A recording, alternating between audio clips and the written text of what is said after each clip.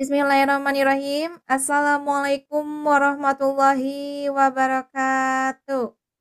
Waalaikumsalam Waalaikumsalam warahmatullahi wabarakatuh. warahmatullahi wabarakatuh. Alhamdulillah.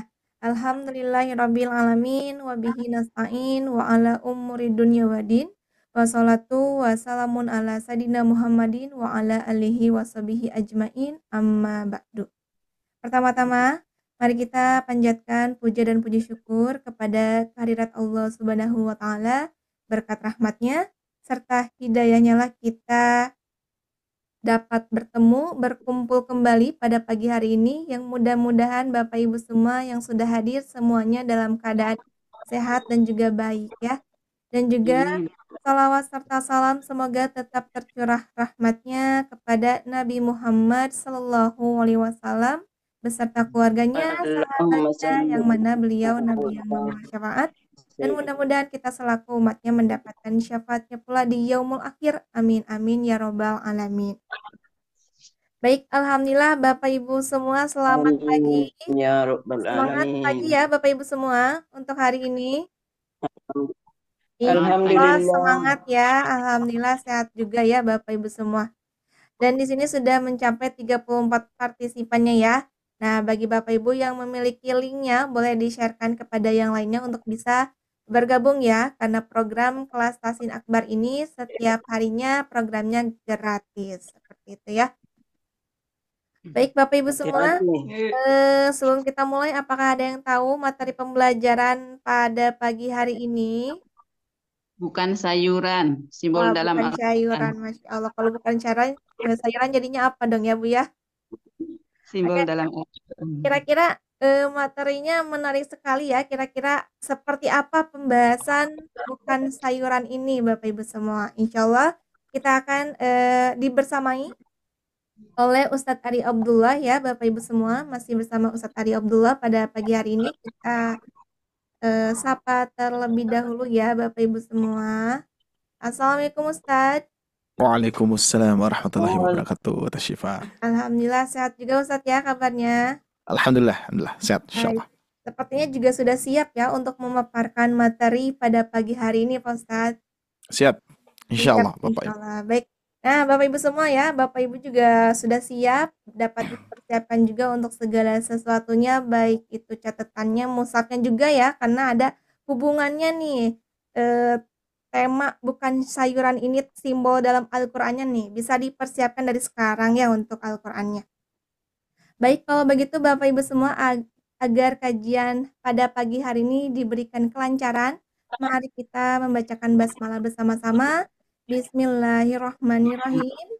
Untuk waktu dan tempatnya saya serahkan kepada Ustadz Ari. Silakan Pak Ustadz. Baik, syukran Tasyifa. Alhamdulillahirabbil alamin. Bismillahirrahmanirrahim. Assalamualaikum warahmatullahi wabarakatuh, Bapak Ibu sekalian. Waalaikumsalam warahmatullahi wabarakatuh. Alhamdulillah. Gimana? Semangat? Masih semangat Pak Bu? Semangat Iya. pagi. Masih semangat insyaallah ya. Apalagi judulnya bukan sayuran. Ini seperti mau masak saja Bu ya. Baik, alhamdulillah kita akan mulai terlebih dahulu untuk kajiannya. Alhamdulillahirabbil alamin, anzalal Qur'an hudan linnas wa bayyinatin minal huda wal furqan, asyhadu an la ilaha illallah wahdahu la syarikalah wa asyhadu anna Muhammadan abduhu wa rasuluhu alladzi la nabiyya ba'da amma ba'd. Allahumma shalli wa sallam ala Muhammad wa ala alihi wa ashabihi wa man tabi'ahum bi ihsani illa yaumiddin. Faqala Rasulullah sallallahu alaihi wasallam, khairukum man ta'alamal Qur'an wa 'allamahu al-hadits. Alhamdulillah Bapak Ibu sekalian yang Allah muliakan, tentunya kita panjatkan kembali dan terus menerus, dan kita sadari ya, kita harus menjadi orang yang paling bersyukur di hadapan Allah Subhanahu wa taala atas takdir ya. Allah memberikan takdir kita baik dan juga nikmat ya, sampai detik ini masih bisa hadir, masih bisa membaca Al-Quran, masih bisa ikut kajian gitu ya. Insyaallah ini salah satu nikmat yang paling besar dari Allah Subhanahu wa taala yang kita rasakan pada pagi hari ini. Dan tentunya kita pun juga untuk senantiasa meningkatkan kualitas kita ya, kualitas keimanan kita, begitupun juga ketakwaan kita Pak Bu ya, karena teringat istilah ini Pak Bu, sedia payung sedia payung sebelum hujan gitu ya. Istilah itu terinspirasi dari istilah itu, maka dari itu pembekalan kita gitu ya, sedia amal sebelum meninggal gitu ya, sedia amal sebelum meninggal. Kalau sedia payung sebelum hujan, hujannya pasti tidak Pak Bu? Hujannya pasti ada tidak? Pasti turun tidak? Belum pasti. Belum pasti. Yang belum pasti saja sudah disiapkan, apalagi kematian. Kematian ini tentunya sudah barang tentu pasti. Kullu nafsin dha'iqatul maut. Ya, setiap yang bernyawa itu akan merasakan yang namanya syakaratul maut atau mati, gitu ya. Maka dari itu, apakah kita sebagaimana tadi sedia payung sebelum hujan? Hujan saja yang belum pasti disediakan, apalagi yang pasti. Maka dari itu kita siapkan dari mulai sekarang ya. Makanya ada istilah, ada motivasi seperti ini Pak Bu ya. Carilah uang sebanyak-banyak mungkin seolah-olah kita mau hidup 1000 tahun. Akan tetapi perbanyaklah amal sebanyak mungkin seolah-olah kita akan mati besok. Nah, itu ya. Jadi sehingga ini luar biasa. Jadi segala sesuatu tentunya apalagi berkaitan dengan amal gitu ya. Kalau kita mengumpulkan uang dipakai makan akan menjadi kotoran, Pak Bu ya. Kalau kita mengumpulkan uang terus nanti akan kita tinggalkan akan menjadi warisan atau menjadi rebutan kan gitu. Ya, jadi sehingga kalau kita mempergunakan dengan mengamalkan gitu ya. Seperti halnya kita mengumpulkan uang untuk bersedekah, ya, itu tidak akan menjadi kotoran dan tidak akan menjadi warisan ataupun rebutan, tapi akan menjadi amal soleh. Ya, watazawwadu fa inna khairuz zadi taqwa. Berbekallah, sebaik-baik bekal adalah takwa, yaitu amal soleh. Ya. Baik Bapak Ibu sekalian, insyaallah mudah-mudahan pada kesempatan hari ini ya dari Ramadan awal sampai detik ini mudah-mudahan amalan kita diterima oleh Allah Subhanahu wa taala dan mudah-mudahan kita senantiasa diberikan kesuksesan dalam menjalankan ibadah bulan Ramadan Bapak Ibu sekalian ya. Amin ya rabbal alamin. Baik Bapak Ibu sekalian yang Allah muliakan, pada kesempatan pagi hari ini sebagaimana tadi sudah disampaikan bahwa kita akan membahas yang berjudul bukan sayuran. Berarti yang pasti itu bukan sayuran itu Bapak ya. Yang pasti bukan sayuran. Nah, ada apa dengan apa kaitannya dengan sayuran? Kita akan bedah dulu ya. Seperti biasa, kita akan bedah judul dulu Pak Bu ya. Izin saya share screen terlebih dahulu. Nah, ini insya Allah termasuk pembahasan yang cukup menarik. Bahkan pertanyaan-pertanyaan dari Bapak Ibu sebelumnya itu nanti kaitannya dengan ini ya. Nah, sekarang kita akan coba bedah terkait dengan kenapa saya membuat judulnya bukan sayuran ya. Kenapa tidak bukan tanda khusus gitu ya. Atau apalagi bukan tanda baca misalkan gitu ya. Kan kaitannya dengan tahsin atau dengan cara baca Pak Bu ya. Nah, ini kenapa bukan sayuran? Dikarenakan ini ada bukan ada kaitannya, tapi ada kemiripan gitu Pak Bu ya. Bapak Ibu sekalian, kalau misalkan pernah tidak mendengar eceng Pak Bu? Eceng gondok. Pernah tidak Bu? Pernah. Kalau kita searching di googling tuh ya, eceng gondok itu pasti akan keluar tumbuh-tumbuhan ya, tumbuh-tumbuhan eceng gondok gitu ya. Dan ada sebagian orang yang memang disayur Pak Bu. Eceng gondok itu ya, eceng gondok kan gitu ya. Afwan, ini kita tulis eceng. Enceng kalau sini. Enceng ya. Kalau di sini eceng Bu. Oh iya. Ya. Bentar. Eceng. Nah gitu. Eceng gondok. Nah gitu. Ya. Nama tumbuhan. Ya, nama tumbuhan yang mana namanya adalah eceng gondok gitu ya.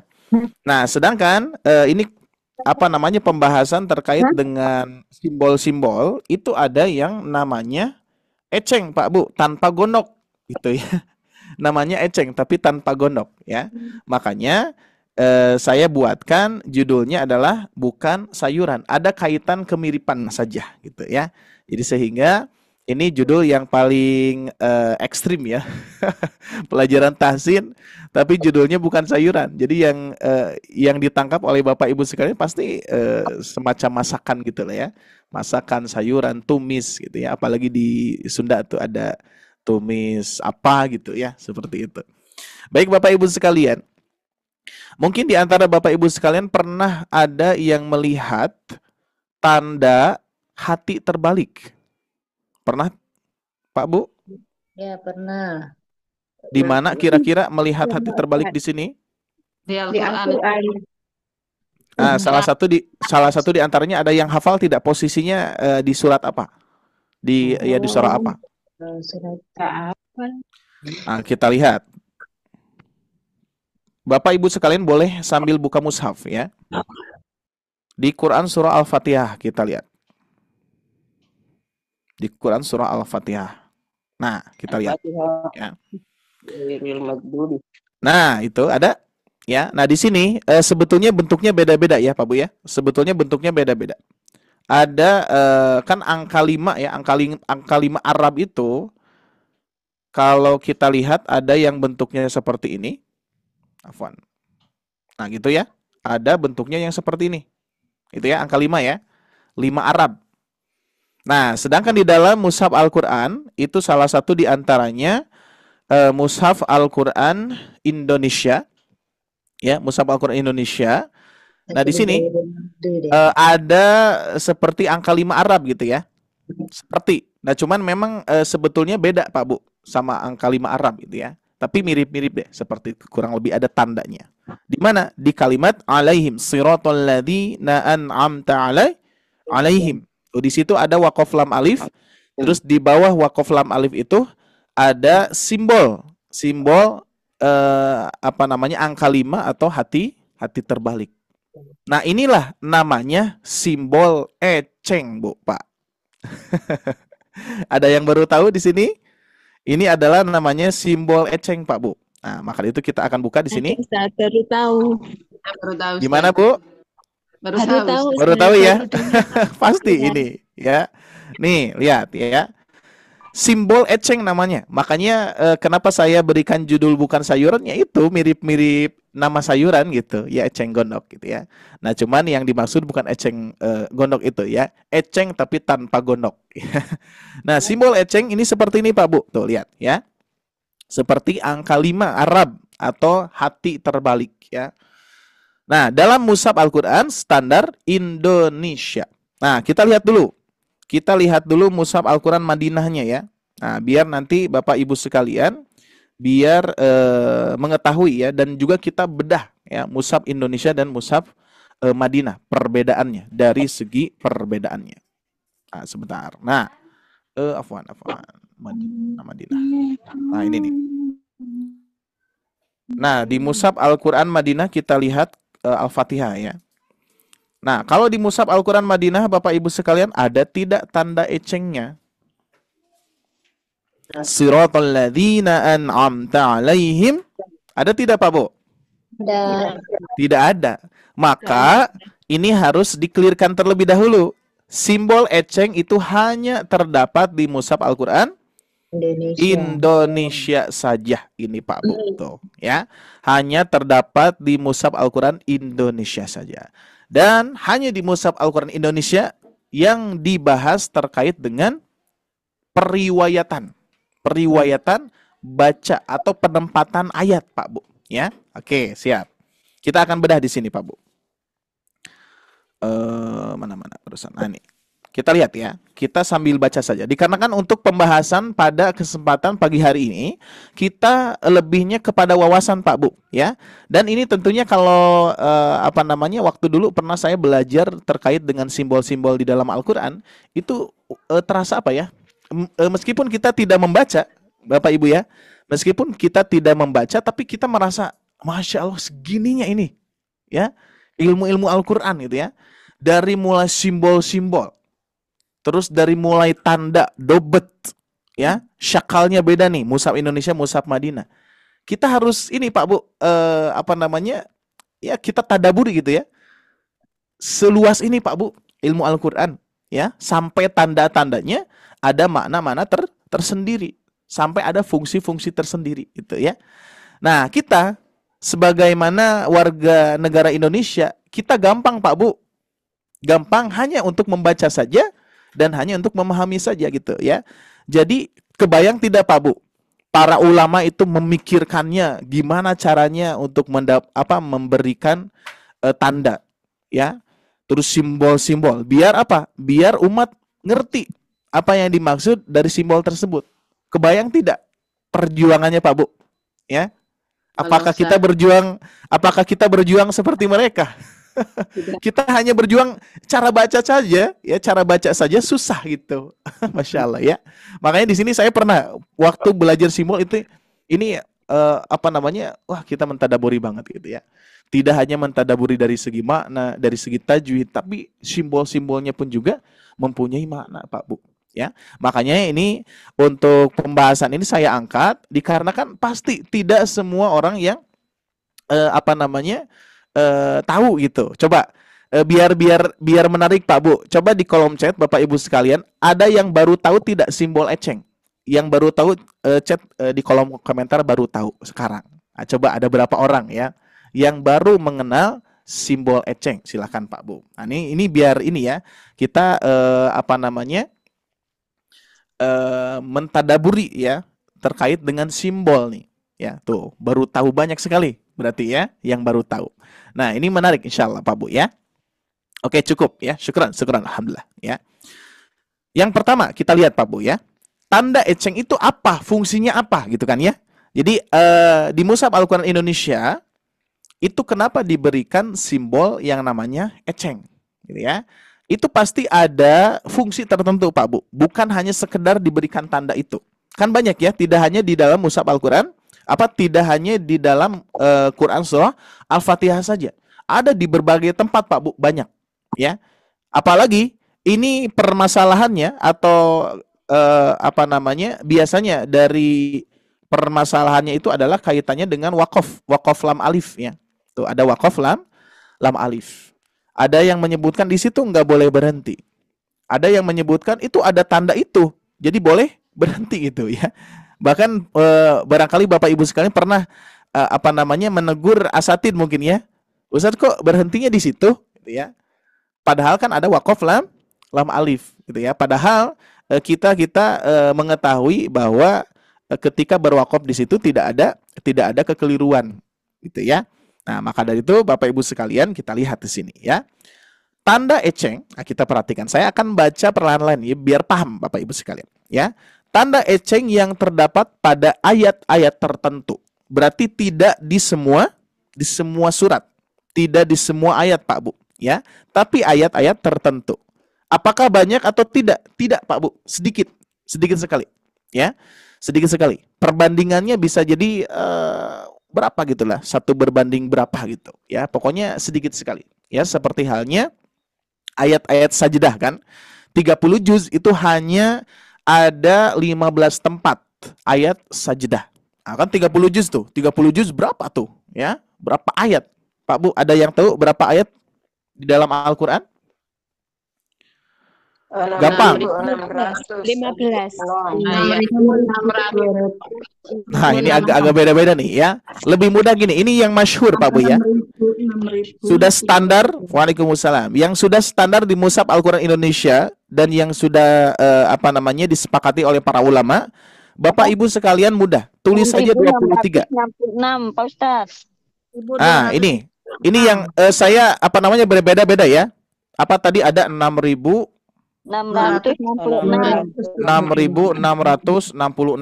itu. Terus ada lagi yang lain enggak? 6.236. 6.236. Nah, itu. Ini ini yang sering terjadi di 666 ini ya. Nah, sebagaimana tadi saya sampaikan, ini yang sudah disepakati para ulama tajwid ya, terkhusus di Mushaf Al-Qur'an Indonesia sudah sepakat dan ini masyhur Bapak Ibu sekalian, yaitu 6.236 ya. Jadi apa mudahnya gini Bapak Ibu sekalian, ingat saja 23. Ingat aja ini 23 ya. 23. Tinggal kita awali 6, akhiri 6. Nah, jadi 6.236. Ini Pak Bu. Ini yang sudah sudah disepakati oleh para ulama, ya. Kalau yang 6.666 itu masih dipertanyakan, gitu ya. Masih dipertanyakan.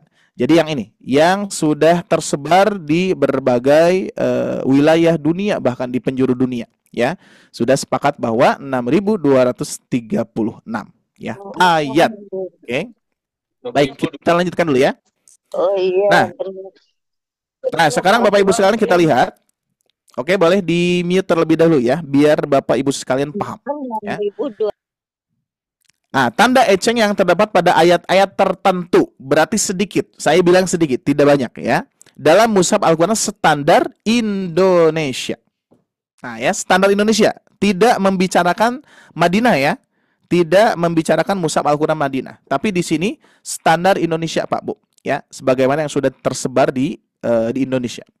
Adalah tanda yang menunjukkan bahwa ayat tersebut diperselisihkan nomor ini ya. Nomor ayatnya. Nah, Bapak Ibu sekalian yang Allah muliakan, yang memberikan ayat-ayat ya, nomor ayat itu tentunya bukan di zaman Rasulullah ya ataupun para sahabat. Ini sudah memasuki ke Imam Qiraah ya. Meskipun jadi maksudnya nomornya ya. Kalau per ayatnya itu tetap dari Rasulullah gitu ya. Dari turunnya wahyu kan seperti itu. Terus ada penyusunannya kan. Itu panjang sekali kalau misalkan kita memperdalam di bab itu. Saya pun juga tidak terlalu mengetahui terlalu mendalam ya. Tapi kita akan coba sederhanakan dulu dan nanti suatu saat biar kita termotivasi untuk mempelajari hal tersebut Pak Bu ya. Kita perdalam ini ya. Dari mulai awalnya Al-Qur'an penyusunan dari siapa ya dan seterusnya ya, seperti itu, luar biasa. Makanya kalau misalkan kita lebih memperdalam lebih luas lagi ya. Ini bab terkait dengan tanda saja ya. Kenapa para imam qiraah memberikan tanda-tanda ini? Kan di zaman Rasulullah itu gak ada Pak Bu ya. Mushaf Madinah dan mushaf Indonesia saja itu beda kan ya. Di mushaf Indonesia ada tanda eceng, mushaf Madinah gak ada. Itu ya. Maka dari itu ini zamannya yang imam qiraah Pak Bu ya, yang membuat dobat atau tanda baca ya, atau simbol-simbol di dalam Al-Qur'an. Nah, di sini Bapak Ibu sekalian menunjukkan simbol ini, simbol yang tadi ya, simbol eceng ini adalah menunjukkan bahwa ayat tersebut diperselisihkan nomor ayatnya. Ingat di sini nomor ayat ya, nomor ayat, bukan ayatnya tapi nomor ayatnya. Jadi ini itu ayat 1, ayat 2, ayat 3, ayat 4, nah itu ya.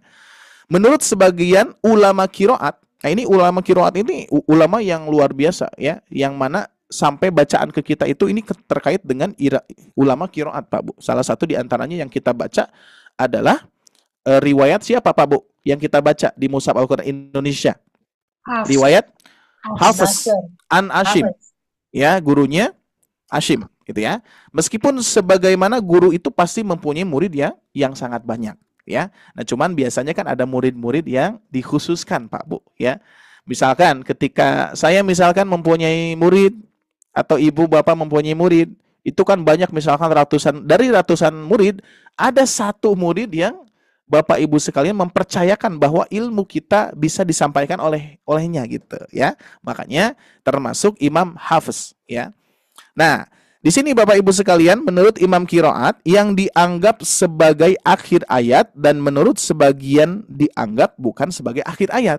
Nah, yang diperselisihkan ini contoh saja ya.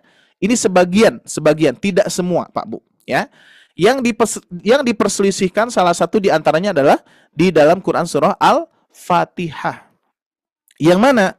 Yang ini siratal ladzina an'amta 'alaihim. Ayat ini diperselisihkan Pak Bu. Sebagian ulama ini bukan termasuk ayat. Maka riwayat Imam Hafiz itu satu ayat ya. Ayat ke-7 itu siratal ladzina an'amta 'alaihim ghairil maghdubi 'alaihim waladdallin. Nah, berarti satu ayat Pak Bu. Ya, menurut Imam Qiraah dan juga menurut Imam Hafiz gitu ya. Riwayatnya Imam Hafiz. Yang mana di sini termasuk satu ayat. Tapi sebagian imam qiraah lain tidak berselisih gitu ya. Jadi bahwa menurut imam qiraah yang lain ini bukan satu ayat, ini 2 ayat. Nah, gitu Pak Bu ya. Ini 2 ayat. Jadi simbol eceng ini adalah menunjukkan bahwa di riwayat yang lain termasuk ayat, Pak Bu, ya. Seperti apa? Seperti yang di bawah ini, lihat. Nah, Pak Bu, di sini ada ya. Berarti siratal ladzina an'amta alaihim ini termasuk ayat ke-6, Pak Bu, ya. Termasuk ayat ke-6. Nah, bisa kebayang tidak? Jadi simbol eceng ini menunjukkan di riwayat yang lain itu termasuk ayat, gitu Pak Bu. Ya, kita lihat riwayatnya siapa saja. Nah, bagi Bapak Ibu sekalian, saya coba diskusi terkait dengan riwayat ya. Ini yang baru tahu dan saya khususkan yang belum tahu ya, biar nanti tahu nih. Kira-kira Bapak Ibu sekalian, selama kita membaca dari kecil sampai sekarang, kira-kira ada tidak Bapak Ibu sekalian yang belum tahu yang kita baca itu riwayat siapa? Ada yang belum tahu tidak? Coba di kolom chat. Saya belum tahu, Ustaz. Ada Pak Ustaz. Banyak berarti ya? Banyak ya? Kalau misalkan saya tanya kepada Bapak Ibu itu membaca cara baca saat ini Bapak Ibu sekalian itu jalurnya di mana? Oh, jalurnya di Ustadz Ari. Jalurnya di Sobat Ngaji. Itu kurang cocok ya. Nah, gitu ya. Ini luar biasa. Kalau misalkan kita tadaburi Bu ya, sejauh ini Pak Bu, ya. Ini belum ya, makanya saya tidak di sini kita belum memasuki ke cara baca nih Pak Bu. Ini baru simbol-simbol ya, simbol-simbol yang ada di dalam Al-Qur'an.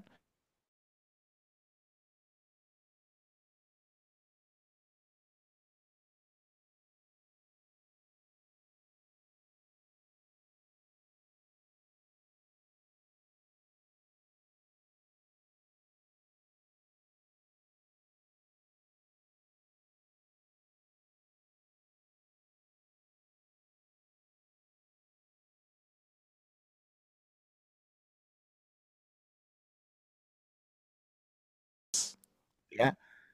Jadi riwayatnya Imam Hafiz, biar tahu Pak Bu ya. Jangan sampai riwayatnya, oh ini riwayatnya Sobat Ngaji. Bahaya itu Pak Bu. Nanti dipertanyakan mana riwayat Sobat Ngaji, gak ada. Ya. Jadi riwayatnya Imam Hafiz. Siapa yang menyampaikannya? Jalur Thoriqoh. Ya. Pernah waktu itu kita membahas kasus wasit di Indonesia ya. Kita membahas Thoriqoh saja itu panjang sekali Pak Bu. Ya. Bahkan Thoriqoh yang yang terkenal, yang dikenal gitu ya. Thoriqoh yang dikenal di seluruh dunia itu ada 50 Thoriqoh. Nah, yang kita praktekkan cuma satu Thoriqoh, Pak Bu. Ya, Thoriqoh Syatibiyah ataupun nanti jalurnya Al-Jazari gitu ya. Berarti cuma 2 nih yang kita kenal gitu ya. Sedangkan Thoriqoh ini banyak sekali. Ya, sekitar kurang lebih 50-an bahkan lebih gitu, Pak Bu ya. Nah, cuman itu bukan ranah saya karena memang luar biasa memperdalamnya. Wah, pokoknya ini hasil-hasil daurah ya. Hasil-hasil daurah yang saya simak dari para guru ternyata Masya Allah Pak Bu. Ini dari simbol saja sejauh ini. Dan kita baru mengenalnya gitu. Bisa jadi sekarang nih, Ramadan sekarang Ibu alhamdulillah ya. Ada perubahan nih Pak Bu. Ada perubahan bisa mengenal simbol eceng. Apa namanya? Eceng tanpa gonok gitu ya. Kalau eceng gonok nanti, kalau eceng gonok itu nanti sayuran Pak Bu ya. Di sebagian orang ya. Kalau di sini tidak dipakai sayuran sih kalau di daerah saya itu eceng gonok itu apa ya? Hama Bu. Hama tumbuhan ya, hama gitu. Tapi di sebagian orang itu di sayur Pak Bu, di sayur. Ya, eceng gonok ini ya. Baik, ini kita bukan membicarakan tentang masak Bu ya. Nah, cuman ada kemiripan nama saja ya. Siap. Ini kembali ke riwayat ya, ke riwayat ya. Jangan sampai ke bab masak nih. Ini paling pintar pasti Ibu bukan saya gitu. Oke, siap. Nah, di sini kita lihat Pak Bu. Yang pertama, inilah riwayat Pak Bu, lihat nama-nama yang periwayat ya. Bagi yang membuka mushaf Al-Qur'an riwayat Kunbul. Tuh, apalagi nih riwayat Kunbul. Oke, ini yang sangat luar biasa Pak Bu. Saya akan tanya dulu ya. Saya akan tanya kepada Bapak Ibu sekalian. Kalau saya tanya seperti ini, Bapak Ibu seumur hidup pernah tidak menghatamkan Al-Quran? Nah, coba jawab Pak Bu. Belum. Ya Allah. Pernah. Ada yang belum, ada yang pernah. Tapi mayoritas Belum benar bacaan. mayoritas menghatamkan setiap bulan Ramadan. Seperti Bapak Ibu ketika mengikuti di subuh nih, ya di subuh Pak Bu, itu kan sambil menyimak, sambil membaca di dalam hati mungkin gitu ya, sambil menyimak gitu kan di dalam hati. Itu termasuk khotam juga sama, ya. Nah biasanya kalau saya tanya seperti itu, mayoritas di Indonesia merasakan, oh ya saya pernah khotam kok, pernah gitu ya. Dari Al-Fatihah, ibu bapak baca sampai Anas gitu. Nah itu khotam. Nah tapi pernah saya ditanyakan gini Pak Bu, biasanya ini pada umumnya guru-guru ya. Waktu itu waktu daurah ditanya oleh guru saya Ustadz Saiful Islam Mubarak. Beliau mengatakan seperti ini. Antum semua pernah khotam Al-Quran tidak? Ya kita jawab pernah gitu ya.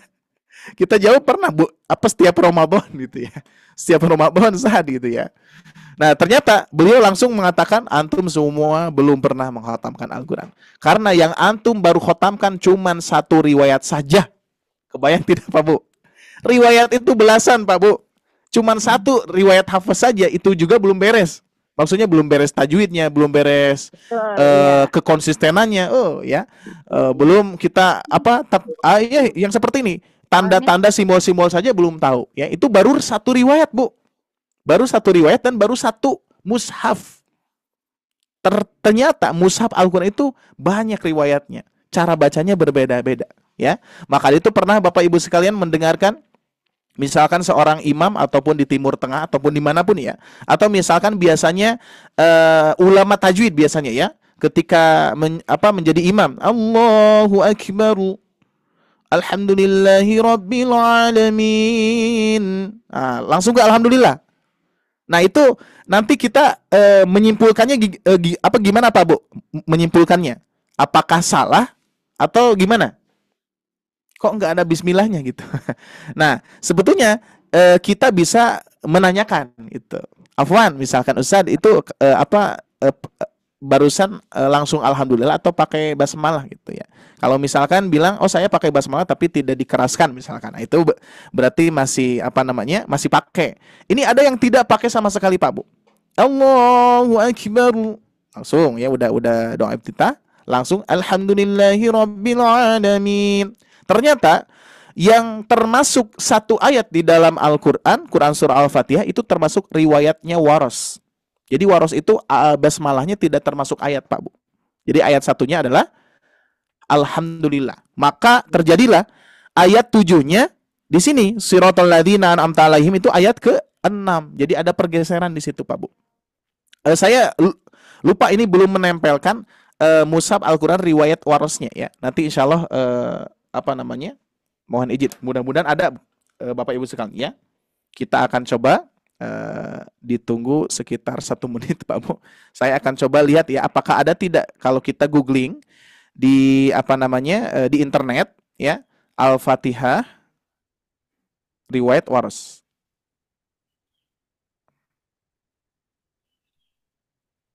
Kita lihat ya, mudah-mudahan ada.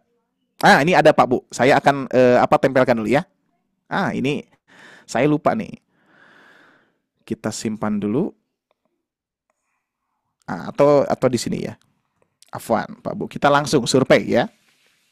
Kita langsung survei Al-Fatihah riwayat Wars. Nah, ini Pak Bu, lihat. Kita save dulu ya. Gimana ke stepnya nih?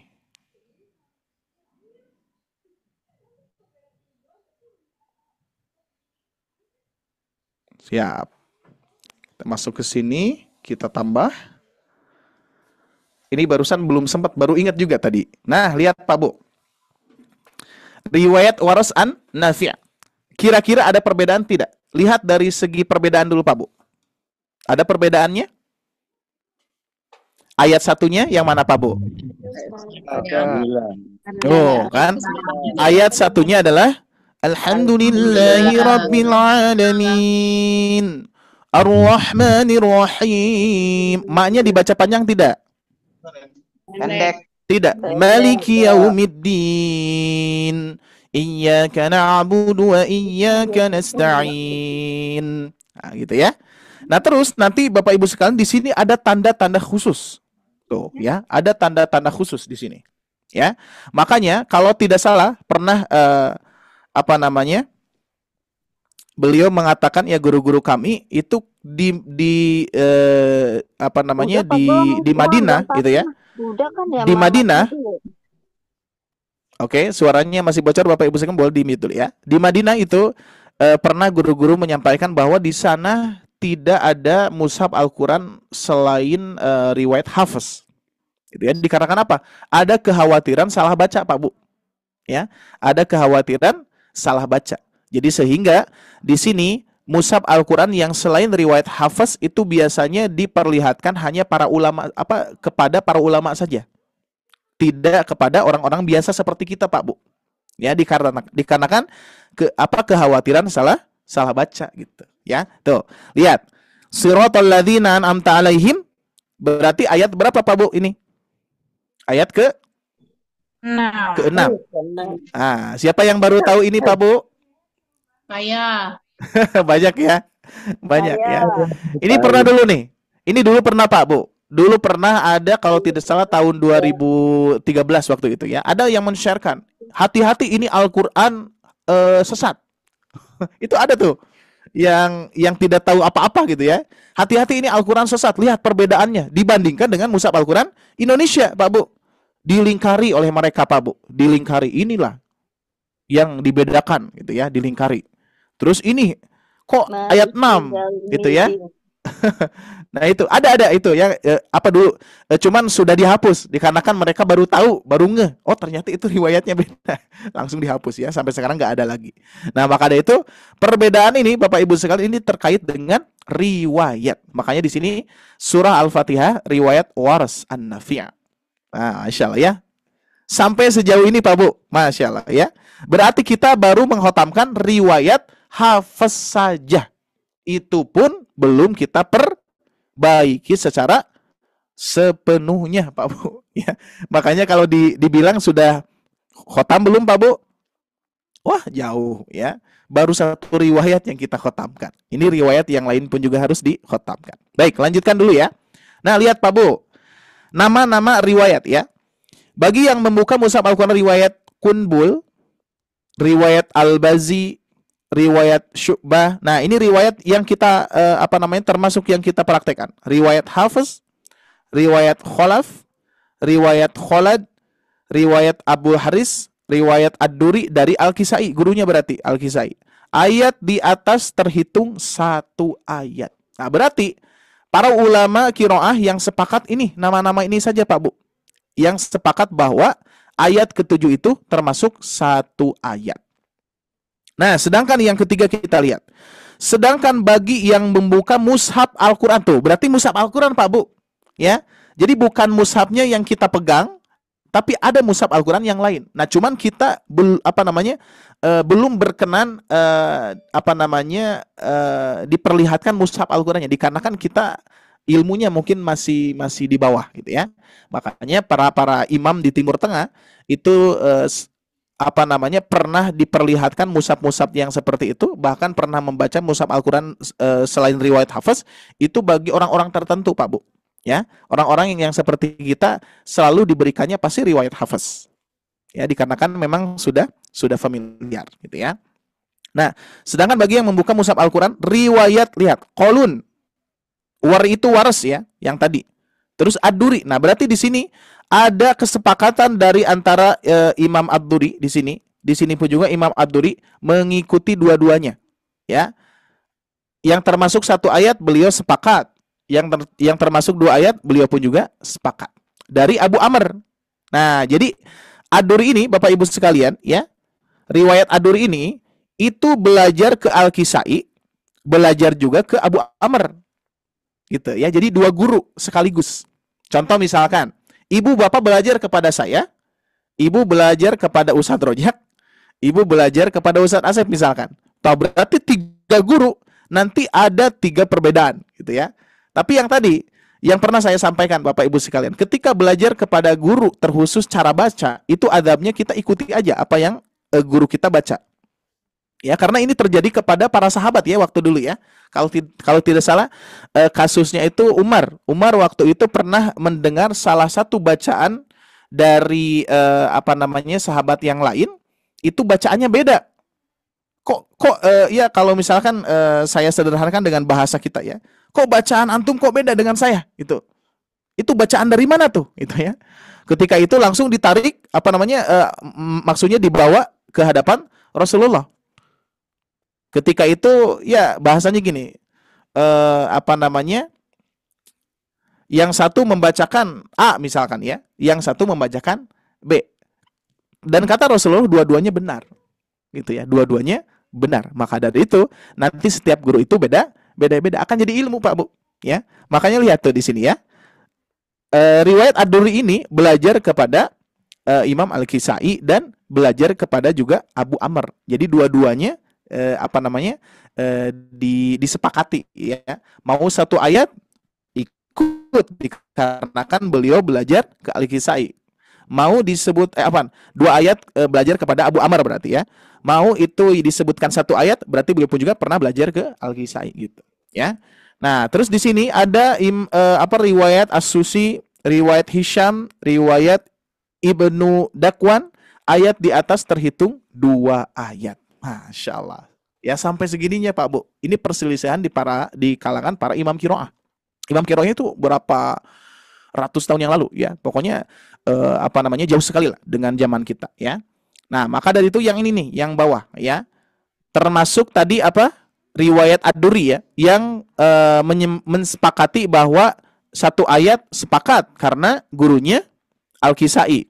Sedangkan yang 2 ayat sepakat juga karena gurunya Abu Amr tadi gitu ya. Sampai sini bisa dipahami Pak Bu perjalanan penulisan ataupun penetapan ayat? Bisa dipahami ya? Wah, segininya Pak Bu ya.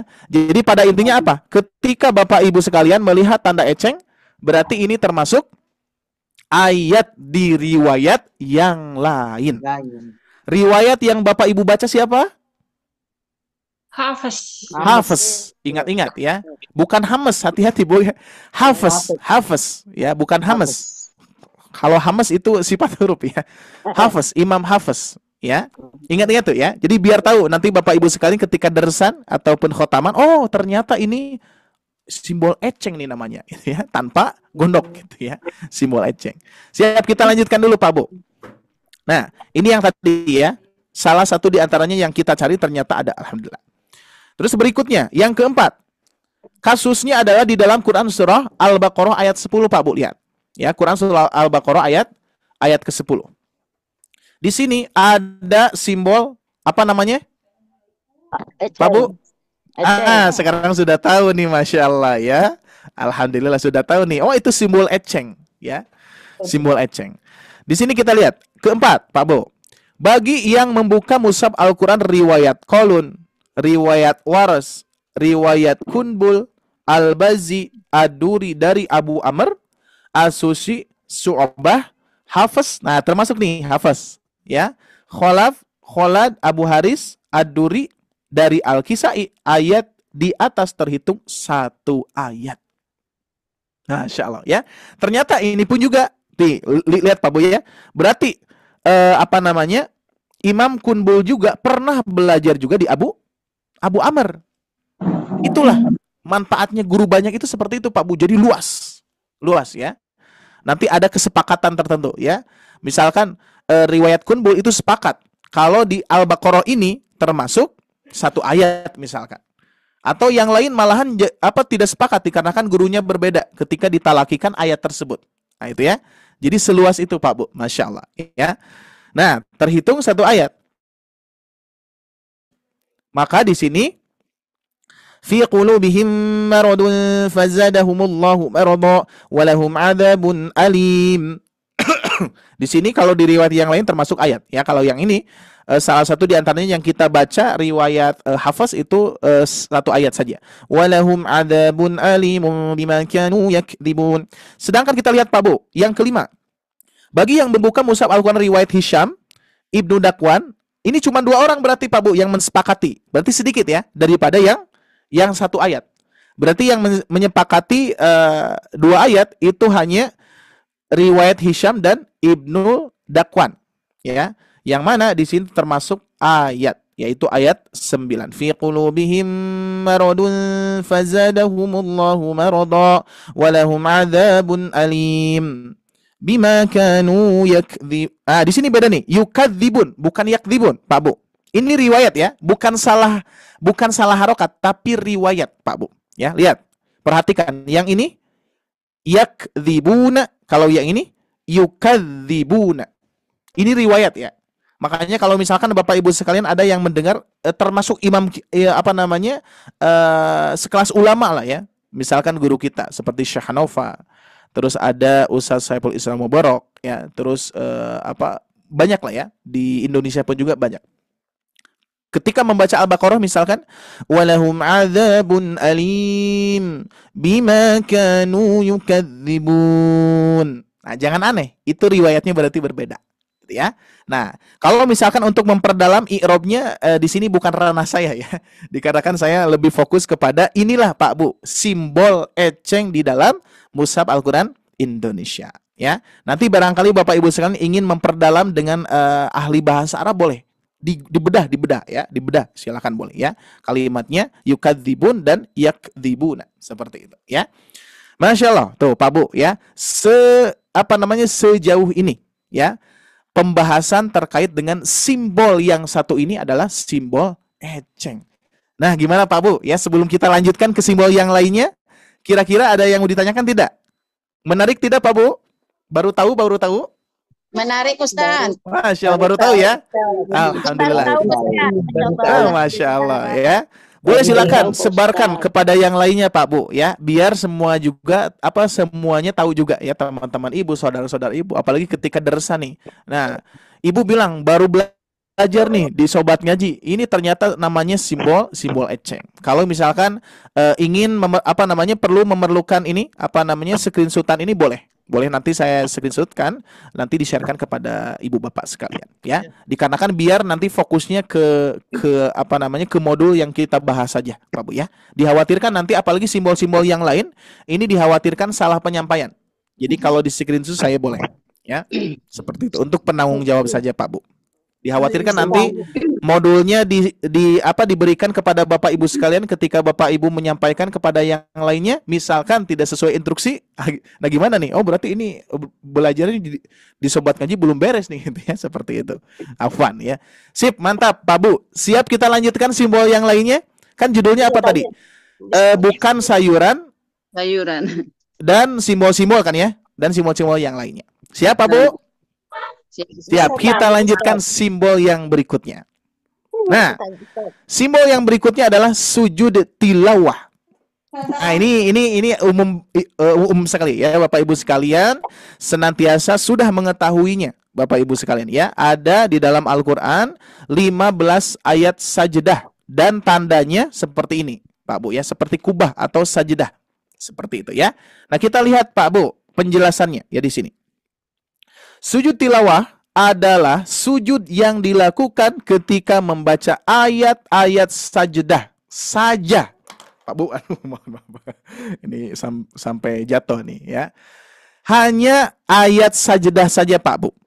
Ya, tidak ayat-ayat yang lainnya. Yaitu ayat-ayat yang di dalamnya terdapat perintah sujud dari Allah Subhanahu wa taala. Maka ketika para salafus soleh ataupun para yang ahli dan memahaminya, itu ketika ada ayat-ayat yang mereka itu memahami Pak Bu, ada kata perintah sujud dari Allah Subhanahu wa taala, langsung tersungkur ya. Makanya ketika di dalam sholat atau di luar sholat itu sujud langsung Pak Bu.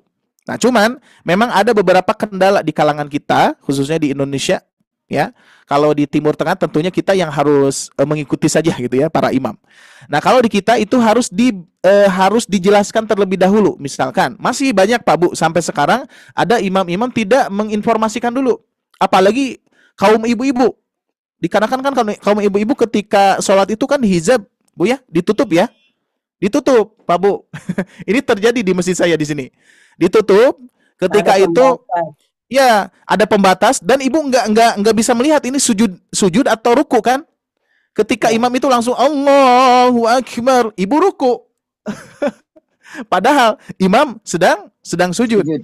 Setelah itu imam bilang lagi Allahu Akbar, ibu langsung sujud. Ibu sujud, jadi nggak sinkron nih. Nah, inilah yang tentunya yang masih sering terjadi di kalangan masyarakat kita. Maka dari itu di antara bapak-bapak di sini sebagai imam misalkan ya boleh diinformasikan dulu kalau ingin mempraktekkan sujud tilawah ketika mendengar atau membaca. Nah, kita lihat di sini Pak Bu. Maka jika kita mendengarkan, nah ini mendengar ya berarti ya, mendengarkan atau membaca ayat sajdah atau membaca. Ya, berarti antara mendengar dan membaca sama fungsinya. Baik di dalam sholat maupun di luar sholat, disunnahkan untuk sujud terlebih dahulu. Namanya apa? Sujud tilawah. Ya, sujud tilawah. Nah, di sini kita lihat, untuk membantu pembaca mengenal ayat-ayat sajadah ini, dalam mushaf Al-Quran menggunakan tanda tersebut. Nah, ini tandanya Pak Bu. Tuh. Ya, untuk memudahkan Bapak Ibu.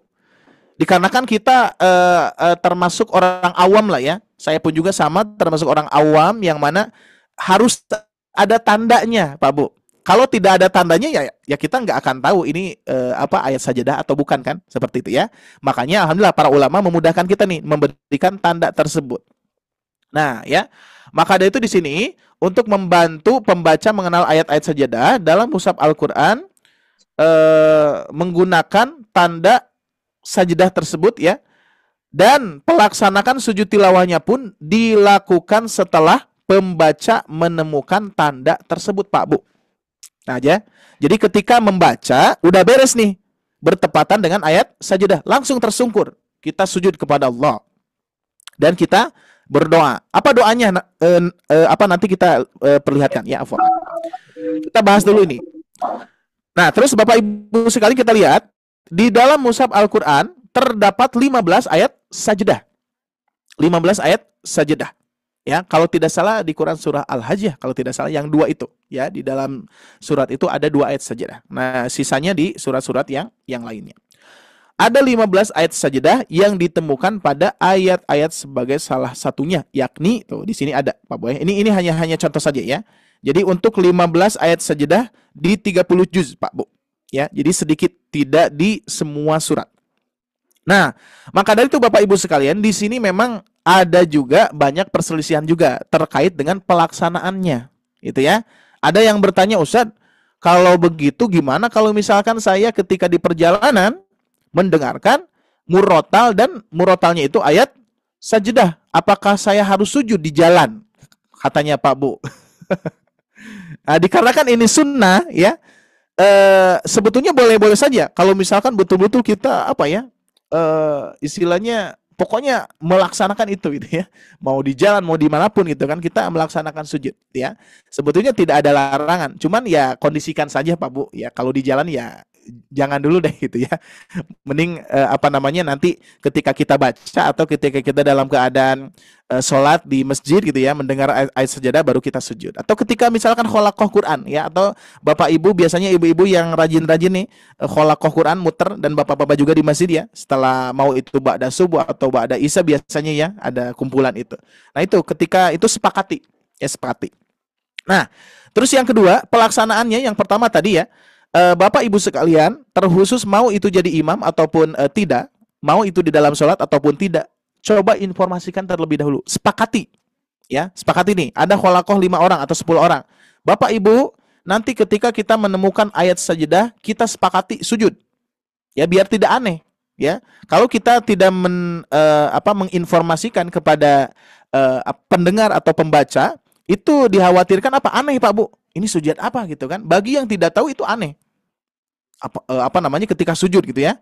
Wah ini sujud apa nih? Ini sesat nih. Itu apa sebagian banyak seperti itu dikarenakan apa? Nggak tahu awam Pak Bu. Makanya harus diinformasikan bahwa ini ayat sajadah. Ketika kita mendengar atau membaca, amalkan sujud tilawah. Itu ya. Nah, Bapak Ibu sekalian. Cuman luar biasanya bedanya para sahabat dengan kita, Pak Bu. Ini kalau tidak salah di dalam asbabun nuzulnya Quran surah Al-Insyiqaq kalau tidak salah, ya. Di situ kan ada ayat sajadah, ya. Ini yang dipraktekkan oleh Imam sahabatnya Abu Hurairah, ya. Sahabat Abu Hurairah. Beliau pernah melaksanakan sujud tilawah yang mana Rasulullah mengamalkan itu. Nah, cuman luar biasanya gini, Pak Bu. Ketika Abu Hurairah, sahabat Abu Hurairah itu melaksanakan sujud tilawah, itu sahabat-sahabat yang lain mengikuti langsung tanpa bertanya, ya, tanpa bertanya langsung mengikuti. Setelah beres baru diinformasikan gitu bahwa Rasulullah pernah melaksanakan sujud tilawah ketika membaca ayat ini, ya, yang dikatakan oleh sahabat Abu Hurairah. Itu ya. Itu di zaman sahabat. Kalau di zaman kita, Pak Bu, di zaman kita beda. Ketika kita melaksanakan sujud, ya, tanpa diinformasikan, wah banyak informasi yang negatif itu ya. Wah ini di sini nih bahaya nih, imamnya sujud apa nih? Di dalam sholat ada tambahan sujud. Makanya bahaya Pak Bu ya bagi orang-orang awam khususnya ya. Makanya harus diinformasikan dulu baru mereka akan paham. Gitu ya. Itu hanya saran saja ya dari guru-guru kami, informasikan dulu silakan bagi Bapak Ibu yang ingin melaksanakan sujud tilawah. Karena minim sekali memahami sujud tilawah ini Pak Bu. Ya, minim sekali, apalagi sujud tilawah ini jarang sekali dipraktek. Ya, di bulan Ramadan saat ini kalau Bapak Ibu sudah tahu, amalkan Pak Bu. Luar biasa nih. Kata Rasulullah di dalam hadisnya. Rasulullah bersabda seperti ini Pak Bu. Aqrabu ma yakunul abdu mir rabbih. Sedekat-dekatnya seorang hamba dengan Robnya, wahuwa sajidun, tatkala dia sedang melaksanakan sujud. Mulianya Pak Bu, ketika sujud itu kan posisi kepala kita paling bawah, kita di hadapan Allah paling kecil, paling hina Pak Bu. Maka dari itu kita dekat sekali ketika kita melaksanakan sujud. Maka kata Rasulullah apa? Fa'akthiru doa, perbanyaklah berdoa. Maka dari itu, Bapak Ibu sekalian, kalau ada seorang imam yang melamakan sujudnya, jangan lupa berdoa. Doanya apa? Bebas. Sekeingin Bapak Ibu Bapak sekalian. Itu hadisnya ya. Aqrabu ma yakunul abdu mir rabbih. Sedekat-dekatnya seorang hamba dengan Rabbnya, wa huwa sajidun, tatkala dia sedang melaksanakan sujud. Sujudnya apa? Banyak. Ada sujud sholat, di dalam sholat. Ada sujud syukur. Ada sujud tilawah. Ada sujud, apalagi Pak Bu? Syahwi. Yang sering tuh kita melaksanakan sujud syahwi. Ya, sering banget tuh ya. Kita lupa sujud syahwi dan seterusnya ya. Nah itu Pak Bu ya. Jadi luar biasa. Ternyata ketika kita sujud dekat dengan Allah Pak Bu. Fa'aksiru doa, maka banyaklah berdoa. Itulah kemuliaan ketika kita melaksanakan sujud. Jadi jangan sampai kita sujud itu nempel dikit langsung angkat lagi. Apalagi yang tarawihnya berapa menit Pak Bu? 7 menit 23 rakaat. Luar biasa itu ya. 7 menit tapi 23 rakaat. Kita saja yang 1 jam ini 7 menit 23 rakaat. Allah, Masya Allah ya. Allahu Akbar, Allahu Akbar, langsung. Jadi itu bukan mengejar ini ya, bukan mengejar ibadahnya, itu hanya olahraga saja Pak Bu ya. Ya, kita husnuzonnya, mereka sedang olahraga gitu ya. Nah itu, afwan ya kalau misalkan bila mana saya agak keliru ya Pak Bu ya. Afwan. Dan inilah yang saya pelajari ya. Nah, dan juga saya pun juga akan menyarankan kepada Bapak Ibu sekalian, yuk belajar terus Pak Bu, tanyakan kepada yang lainnya, kepada guru-guru yang lainnya agar kita lebih luas ilmu kita ya, pemahaman kita terkait dengan simbol-simbol saja seluas ini. Ada yang baru tahu tidak Pak Bu ini? Simbol ini? Atau pelaksanaannya baru tahu? Ada yang baru tahu? Baru tahu, Pak Ustaz. Tuh, ada yang baru Ada, tahu Pak Ustaz. ya. Jadi diinformasikan kembali tadi, ketika Ibu Bapak ingin melaksanakan dalam keadaan berjamaah, informasikan dulu. sepakati dulu. Kalau tidak sepakat udah jangan diamalkan, ya. Ibu mengamalkan sendiri saja gitu ya. Misalkan sedang di rumah gitu ya. Nah, gitu. Nah, Bapak Ibu sekalian, doanya apa? Ini yang mana sebagaimana Bapak Ibu sekalian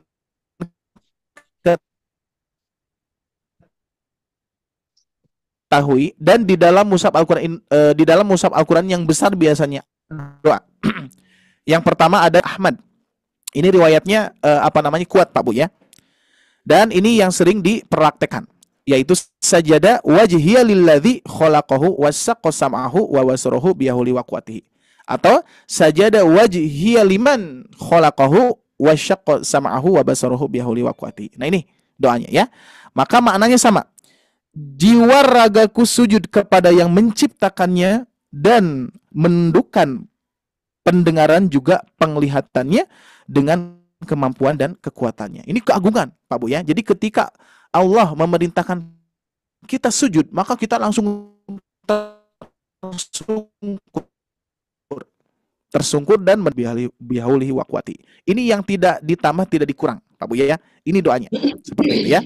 Silakan boleh, nanti saya akan coba sharekan yang ini ya, biar Bapak Ibu sekalian bisa mempelajari kembali ya. Masya Allah.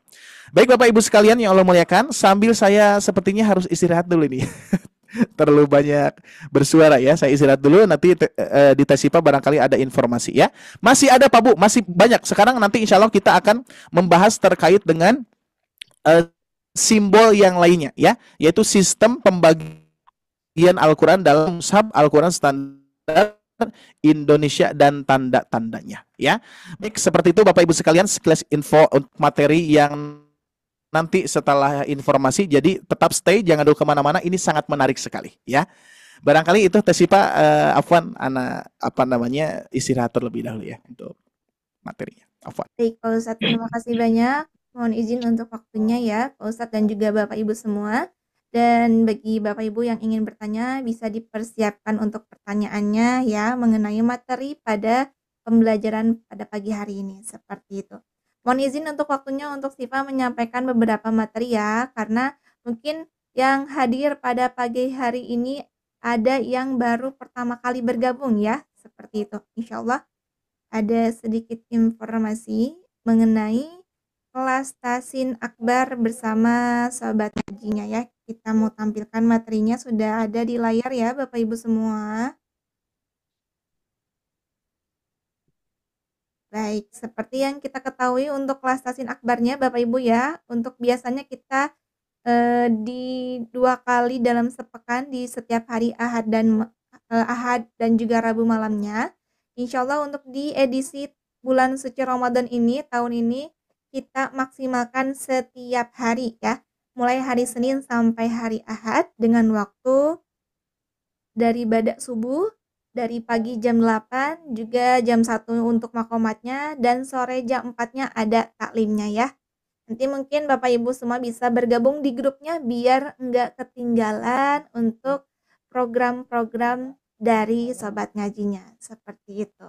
Nah, juga tidak hanya ada Tasin Akbarnya nih Bapak Ibu semua, juga ada kelas Tasin private-nya ya, untuk mempersiapkan nanti di bulan Syawalnya ya, bagi Bapak Ibu yang ingin mengikuti kelas Tasin privatnya juga boleh ya.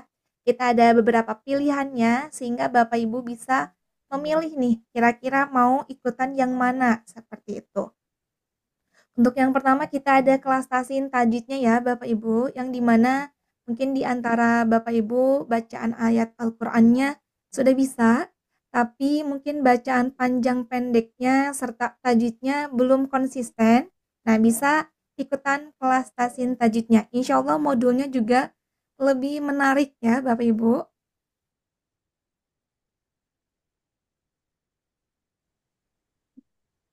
Ya, insya Allah untuk modulnya juga lebih menarik karena isi modulnya sudah lengkap dengan teori penjelasan, juga ada contoh-contoh talakinya untuk bisa Bapak Ibu pelajari saat kelas berlangsung, dan ada pola praktisnya yang bisa Bapak Ibu hafalkannya juga ya. Misalkan di sini ada di 322, ini untuk di modul Tasin 1 modul A-nya ya. Insya Allah dilihat menyenangkan dan dipelajari memudahkan. Untuk tasin tajwid ini modulnya sangat banyak, Bapak Ibu, jadi harus bersabar untuk berproses karena semuanya akan terbahas di tasin tajwidnya ini. Kalau tasin tajwidnya sudah tamat, selesai, insya Allah bisa masuk ke bab makhrajnya tanpa mengikuti placement testnya, seperti itu ya. Nah, untuk selanjutnya kita ada kelas tasin makomatnya nih bagi Bapak Ibu yang pengen mempelajari lagam iramanya ya, bacaannya. Kita menggunakan metode irama kurdi ya Bapak Ibu. Modulnya sendiri juga sudah lengkap dengan tanda-tanda panahnya serta tangga panah untuk bisa Bapak Ibu pelajari saat kelas berlangsung, dan disediakan audio rekamanannya juga yang bisa Bapak Ibu pelajari di rumah ya. Nah, untuk di bab tasin makomat ini nanti Bapak Ibu akhirnya bisa mengikuti program kenang-kenangan yang bisa direkam di studio kami, kita undang ya. Jadi untuk tasin makomat ini rekomendasi banget buat Bapak Ibu yang pengen belajar lagam iramanya. Seperti itu ya. Kita mulai dari Quran surat An-Nabanya, surat Al-Mulk, surat An-Naziat, dan surah-surah yang lainnya lagi. Seperti itu. Nah, ada apa lagi Bapak Ibu? Juga di sini kita memiliki tasin privat makhraj ya, yang dimana untuk tasin makhrijul huruf ini lebih spesial lagi karena kita ada placement test terlebih dahulu ya, yang dimana Bapak Ibu harus mengirimkan rekamanan bacaan Quran surah Maryam ayat 1 hingga 5 untuk bisa kita koreksi oleh asatid kira-kira masuk atau belum nih. Kalau masuk alhamdulillah, kalau belum jangan khawatir, bisa berproses terlebih dahulu mengikuti kelas tasin tajwidnya ya, seperti itu. Karena untuk di tasin makhraj itu tajwidnya insya Allah tidak akan dibahas karena anak akan kita anggap sudah paham gitu ya, kita fullkan, kita maksimalkan di huruf-huruf hijaiyahnya, makhrijul huruf beserta sifat-sifatnya juga, seperti itu ya.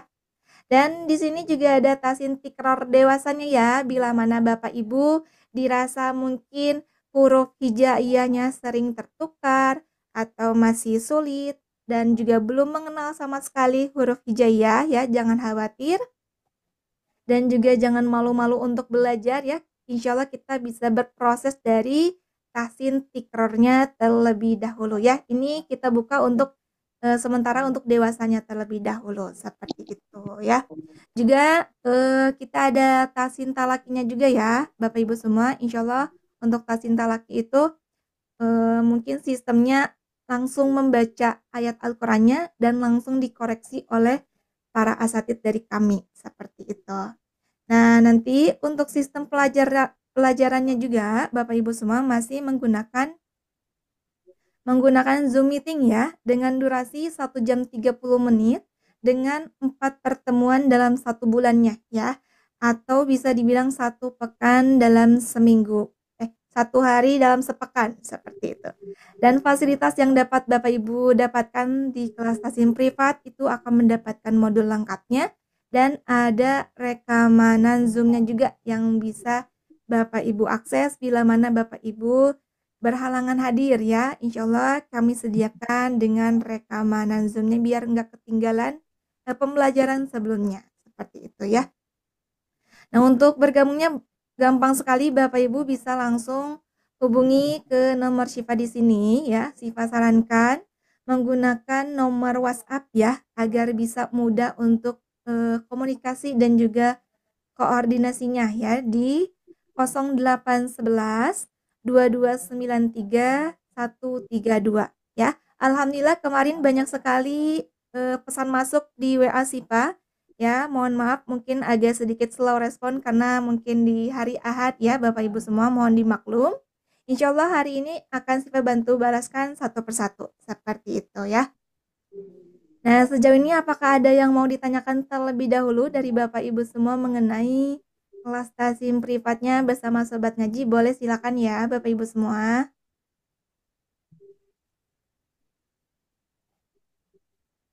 Assalamualaikum, Teh. Mau Ada nanya yang mau boleh, Teh? bertanya? Silakan Bapak, bagaimana? Assalamualaikum. Erwin. Saya mau konfirmasi aja Teh untuk kelas taksin private-nya saya kan udah waiting list ya, berarti artinya sudah tinggal nunggu kabar aja ya Teh dari panitia ya. Terus yang kemarin mengenai yang ditawarkan buku belajar makrot itu asik ya. Kemarin udah WA ke Teteh tapi belum ada respon ya. Iya Artinya betul Pak Erwin. Insya Allah untuk hari ini pesan-pesan masuknya akan Sifa balaskan satu persatu ya Bapak Ibu semua. Dan mengenai buku makhraj, insya Allah bagi Bapak Ibu yang kemarin sudah pesan melalui WA-nya ya, akan Sifa bantu balaskan satu persatu. Dan mungkin ada sedikit perubahan, nanti Sifa akan bantu informasikan mengenai orderan buku makhrijul hurufnya ya. Tapi untuk peserta-peserta yang sudah order dan waiting list buku makhrajnya hari kemarin, insya Allah masih bisa diorder ya, bisa dilanjutkan seperti itu. Seperti itu Bapak Erwin ya. oke baik, terima kasih Teh untuk kabarnya aja. Makasih. Siap Assalamualaikum. Bapak ya, ditunggu ya. Syukron Bapak Erwin. Baik, ada lagi yang lain Bapak Ibu semua? Masih semangat gak nih Bapak Ibu semua? Mungkin karena hari Senin gitu ya? Masih semangat. Masih semangat, Masya Allah. Saya Teh Baik, Bu Nur bagaimana? mau pesan buku Tahsin, saya belum sempat WA, tapi Apa mau buku pesan Tahsin? buku Tahsin. Boleh Ibu ya, boleh langsung hubungi ke nomor Syifa ya Bapak Ibu. Ya, nanti sudah saya screenshot tadi, nanti Udah saya ya, baik. Silakan Ibu nanti ya, saya boleh Syifa. ikut, dicatat, langsung dijapri saja. Insya Allah hari ini akan diselesaikan, dibantu diproses hari ini ya. Iya, iya. Ya, baik Ibu. Assalamualaikum Teh Syifa. Waalaikumsalam Ibu Ois. Teh Gimana? Syifa buka japrinya ya. Iya, insya Allah Ibu. Iya Ibu, Ya, mohon maaf ya makasih Bapak Ibu atur semua nuhun. untuk slow responnya. Assalamualaikum Teh Kemarin. Assalamualaikum Teh Sipa, mau tanya itu Waalaikumsalam yang Ibu buku Meli. modul, Ya Ibu gimana? yang punya buku modul itu kelas privat yang mana ya Teh? Buku modul yang mana Ibu? Yang PDF atau yang satu buku cetaknya Ibu? Satu buku cetak itu? Ya, untuk satu buku cetak itu yang sudah menjadi buku itu bisa diorderkan untuk semuanya, tidak hanya untuk privat, tapi Bapak Ibu yang sudah hadir jamaah di sini itu bisa memilikinya. Bagi itu Ibu, bisa diorder. Oh gitu ya, ya Iya makasih. Ibu. Jadi bisa dijapri aja ke nomor Syifa Ibu ya. Sudah Japri, Teh Sipa belum lihat. Iya, baik ditunggu ya Bu ya. Ya, Mohon maaf. Baik kalau begitu barangkali dari Ustadz Ari ada tambahan, silakan Pak Ustadz. Terima kasih banyak untuk waktunya. Ya, baik. Syukron Teh Sipa. Ini Ibu Bapak sekalian, Masya Allah ya.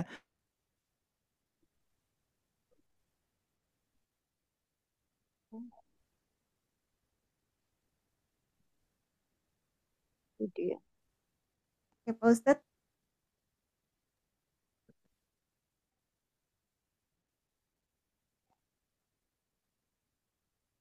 Apakah ini dari jaringan gitu ya? Assalamualaikum Bapak Ibu semua. Ya. Ya, Teh.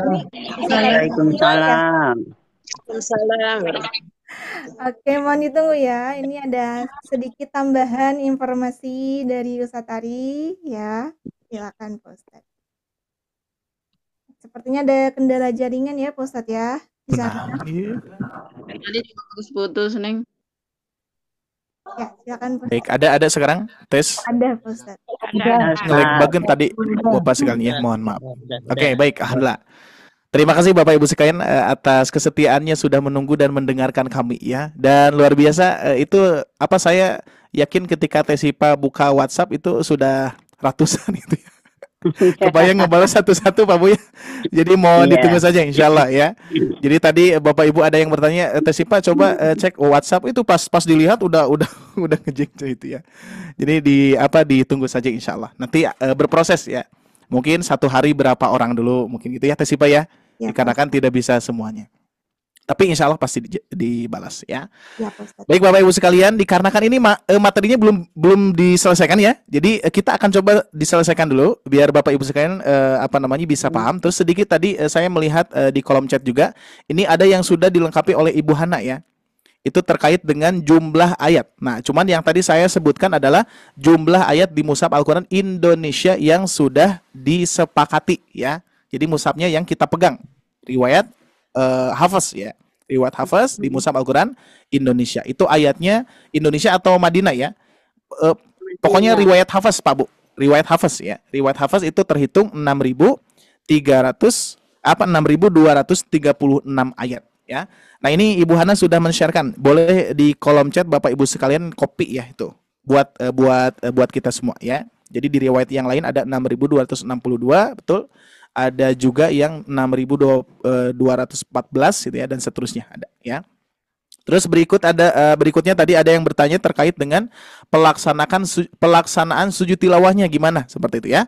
Nah, ini saya akan membentengi terlebih dahulu Bapak Ibu sekalian, maksudnya untuk meluruskan kembali ya.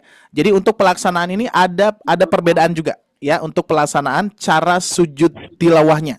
Ya, ada beberapa perbedaan ya. Saya akan mengumpulkan perbedaan ini Pak Bu ya. Nanti Bapak Ibu sekalian yang akan coba memahami itu sendiri ya. Nah, kalau yang tadi yang saya bahas itu secara utuhnya Pak Bu ya, secara utuhnya berarti ketika kita mendapatkan atau mendengar atau membaca ayat sajdah, maka kita dianjurkan untuk sujud. Berarti sujud itu gimana? Pak Bu, sujud itu gimana? Posisi sujud. Kepalanya ke bawah. Nah, ke bawah kan? Kepala kita paling bawah, paling rendah di hadapan Allah Subhanahu wa taala. Itu hakikat yang pertama ya, hakikat sujud ya. Adapun pelaksanaannya ada beberapa perbedaan. Contoh tadi misalkan ada yang bertanya terkait bagaimana kalau misalkan kita di jalan ketika mendengar tapi kita pun juga ingin tunduk gitu. Apakah harus kita sujud di jalan gitu ya? Nah, itu ya. Apakah kita harus sujud di jalan? Nah, sebagaimana tadi sampaikan saya sampaikan bahwa ya dicocokkan dulu aja tempatnya yang bersih, yang nyaman gitu ya. Dikarenakan ini sunnah, tidak terlalu mewajibkan harus gitu ya, tapi ketika kita melaksanakan itu dapat pahala. Makanya ini sunnahnya sunnah muakkad ya Pak Bu ya. Jadi dilaksanakan dapat pahala, tidak dilaksanakan tidak dapat dosa. Nggak apa-apa gitu ya. Nah, cuman ada sebagian keterangan yang lain, ada yang menundukkan saja Pak Bu. Menundukkan, kan sujud itu menundukkan ya. Tapi kalau hakikat sujud yang kita pahami di dalam sholat adalah sujud paling bawah. Kepala kita berada di paling bawah gitu kan ya. Nah, ada yang berpendapat bahwa ketika di perjalanan atau tidak di tempat yang nyaman, itu kita nunduk saja. Gitu ya. Itu pendapat yang lain Pak Bu ya, dari beberapa ulama gitu ya. Saya tidak membahas terkait dengan harus seperti itu. Walau alam, saya tidak tahu Pak Bu ya, saya tidak tahu. Yang saya tahu adalah hakikat yang tadi sujud. Kalau kita sujud, apalagi kata Rasulullah, aqrabu ma yakunul abdu mir rabbihi wa huwa sajidun. Sedekat-dekatnya seorang hamba bersama Robnya, yaitu tatkala sedang melaksanakan sujud. Berarti kan kalau misalkan ketika sujud paling bawah itu kita paling betul-betul menyerahkan diri kepada Allah, kita paling kecil, kita paling hina di hadapan Allah. Makanya sujudnya paling bawah, gitu ya. Nah, seperti itu. Terus ada yang kedua, Bapak Ibu sekalian, pelaksanaan sujud itu mau di dalam sholat ataupun di luar sholat. Misalkan posisi di masjid nih ya, itu ada yang mengatakan harus lurus ke kiblat, ada juga yang tidak. Tapi kalau misalkan ini hanya pemahaman saya saja ya. Memang tidak ada keterangan harus ke kiblat Pak Bu. Memang tidak ada keterangan ya. Ini catatannya adalah memang tidak ada keterangan untuk ke kiblat. Ya, berarti kalau misalkan kita di suatu tempat tidak tahu kiblat, kita melaksanakan sujud di tempat yang bersih juga itu ya. Nah, itu diperbolehkan karena hakikatnya adalah sujud. Dimanapun kita sujud, Allah di situ dekat. Itu Pak Bu ya. Makanya perbedaan ini saya akan kumpulkan biar Bapak Ibu sekalian lah yang memahami itu ya. Karena saya pun juga walau alam ilmu saya saya fakir Bapak Ibu sekalian terkait ilmu ya, sedikit sekali yang saya pahami, tapi itulah yang saya tahu, dan tentunya saya akan selalu sarankan kepada Bapak Ibu sekalian untuk belajar kepada dan bertanya kepada guru ya. Makanya kan hakikatnya gini, seseorang itu kalau tidak tahu menahu terkait dengan hukum, itu kita dianjurkan untuk bertanya kepada ahlinya, kepada pakarnya gitu ya. Itu dianjurkan, harus diusahakan Pak Bu. Jangan kita diam memahami dengan pemahaman kita sendiri, enggak ya. Makanya saya pun juga sama. Menyarankan kepada Bapak Ibu sekalian, tanyakan kepada yang lainnya terkait ini. Karena ini hukum dalam dalam pelaksanaan sunnahnya melaksanakan sujud tilawah. Ya, udah jelas Pak Bu ya? Cukup ya? Udah jelas ya? Nah, itu ya bagian-bagiannya. Jadi biar tidak ada perbedaan lagi nih. Oh, ternyata ada juga yang menunduk. Oh, ternyata ada juga yang sujudnya langsung mengarah ke kiblat, ya. Ada juga yang tidak, gitu ya. Itu dari beberapa perbedaan itu silahkan ibu bapak yang mempelajari bertanya lagi kepada yang lainnya. Tapi kalau tadi hakikatnya sujud itu di mana saja pun juga bisa, gitu Pak Bu ya. Asal yaitu jangan di tempat kotor. Iya gimana Bu? Kalau misalnya kita dalam keadaan apa, pernah dengar juga kata asabis, katanya boleh diganti dengan tasbih gitu, Ustaz. Subhanallah, Oh iya. alhamdulillah. Itu kan pengagungan juga, gitu ya. Itu ada Ya, ada enggak yang tuh. menerangkan seperti itu. Nah, cuman Nah, kalau misalkan, ya betul Bu. Ada juga yang dengan tasbih, gitu ya. Jadi tentunya itu pengagungan kita ketika kita tersungkur sujud, kita melakukan membaca tasbih. Bagi yang belum hafal doanya. Makanya kalau misalkan Bapak Ibu sekalian sudah tahu doanya, ini aja. Dikarenakan ini sudah kuat ya riwayatnya ya, kesohihannya gitu. Ya, yang dipraktekkan oleh, kalau gimana Bu? bukan sujudnya gitu, Ustaz. Misalkan kita dalam kendaraan atau misal di jalan Oh, ya. Nah, kata kereta api. sujud melainkan Betul. bertasbih gitu. Bertasbih. Karena kondisi kita yang tidak memungkinkan untuk bersujud gitu. Ah, itu ya. Ya itu Bu, itu ya, salah satu di antaranya itu. Ya, jadi mana ini? Ini sudah tampil belum? Belum. Mutarnya satu, Ustaz. Masih muter-muter. Muter-muter Iya. dulu ya. Sebentar. Nah, ini. Kok nggak ada ya? Sebentar. Iya. Nah, ini. Oke, ya. Nah, ini sebagaimana yang tadi Ibu jelaskan, itu terkait dengan ketika dalam perjalanan ataupun bisa dengan cara yang lain. Itu boleh Bu, boleh ya. Apalagi kita mengagungkan nama Allah, itu Masya Allah ya. Seperti itu. Itu sebagian dari perbedaan tersebut ya. Baik, cukup dulu di sini Bu, Pak. Kita lanjutkan satu materi lagi ya. Satu aja Ustaz. Oke, boleh, silakan Bu. Ini saya kembali ke Eceng tadi karena saya tadi telat masuk Ustaz. Di surat Al-Fatihah itu di basmalah itu nomor 1. Sedangkan di surat-surat lain itu basmalah itu tidak dihitung nomor 1, Ustaz. Ayat pertama baru 1. Iya. Ingin penjelasannya itu, Ustaz. Oke. Nah, itu ya. Jadi tergantung riwayat Pak Bu ya. Apalagi kalau riwayat Waros tadi kan tuh basmalah tidak termasuk satu ayat. Jadi ayat satunya adalah Alhamdulillah ya. Nah, sedangkan kalau Bapak Ibu sekalian melihat di dalam Mushaf Al-Qur'an Indonesia, kalau misalkan basmalahnya tidak termasuk satu ayat, berarti ayatnya ketika memasuki ke surah ya gitu ya. Memasuki ke awal surahnya, berarti seperti An-Nas, Al-Falaq gitu ya, seperti ini nih. Ya. Ketika Al-Baqarah tuh, lihat ya, Al-Baqarah berarti ayat satunya adalah Alif Lam Mim. Dan memang seperti ini Pak Bu ya, untuk penempatan ayatnya yang sudah ditentukan oleh para imam qiraah.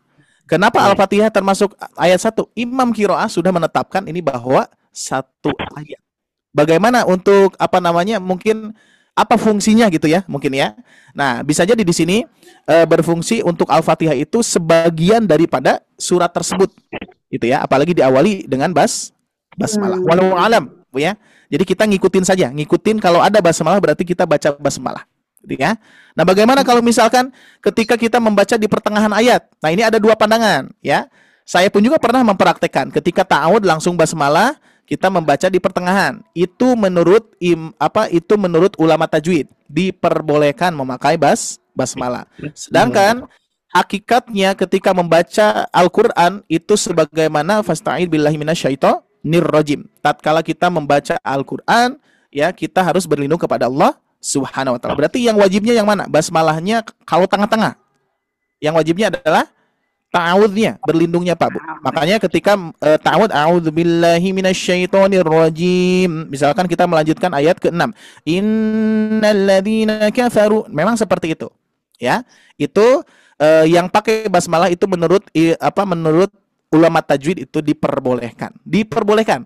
Ingat ya, yang perlu digarisbawahi diperbolehkan. Tidak juga tidak mengapa. Yang wajibnya adalah ta'awud, Bapak Ibu sekalian. Ya, makanya ketika membaca kita aja ketika sholat kan a'udzubillahi minasyaitonirrajim. Bismillahirrahmanirrahim gitu kan. Seperti itu. Itu Bu, barangkali yang bisa saya sampaikan walau alam ya. Jadi kita ikuti saja di surah-surah. Enggak ada. Nah, di At-Taubah kan nggak ada ya. Nah, itu sudah ditetapkan. Nanti para ulama qiraah sudah menetapkannya. Ada yang mengatakan bahwa sebagian dari dua surat itu bersatu gitu ya. Jadi tanpa ada basmalah, atau basmalah yang satunya lagi itu yang ada di Quran surah apa? Ada yang tadi Bu? Saya lupa lagi nih. Ada basmalah gitu ya. Nah, itu sebagiannya gitu ya.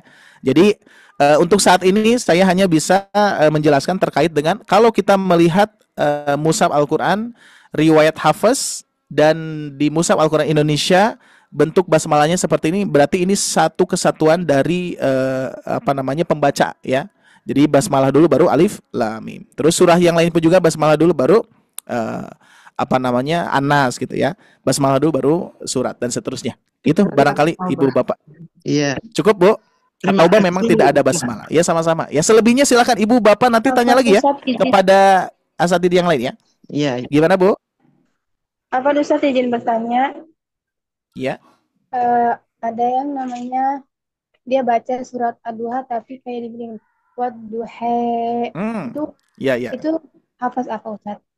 Itu riwayat nanti kalau riwayatnya saya belum memperdalam ini Pak Bu ya, belum memperdalam cara baca ya. Jadi sehingga tadi saya sampaikan di awal, ini kita tidak membahas tentang cara baca karena ini harus ditalakikan. Saya khawatir keliru ya, tidak bisa menetapkan itu riwayat siapa. Yang pasti gini, kalau ada bacaan yang berbeda itu pasti riwayatnya bukan hafaz. Gitu aja Bu.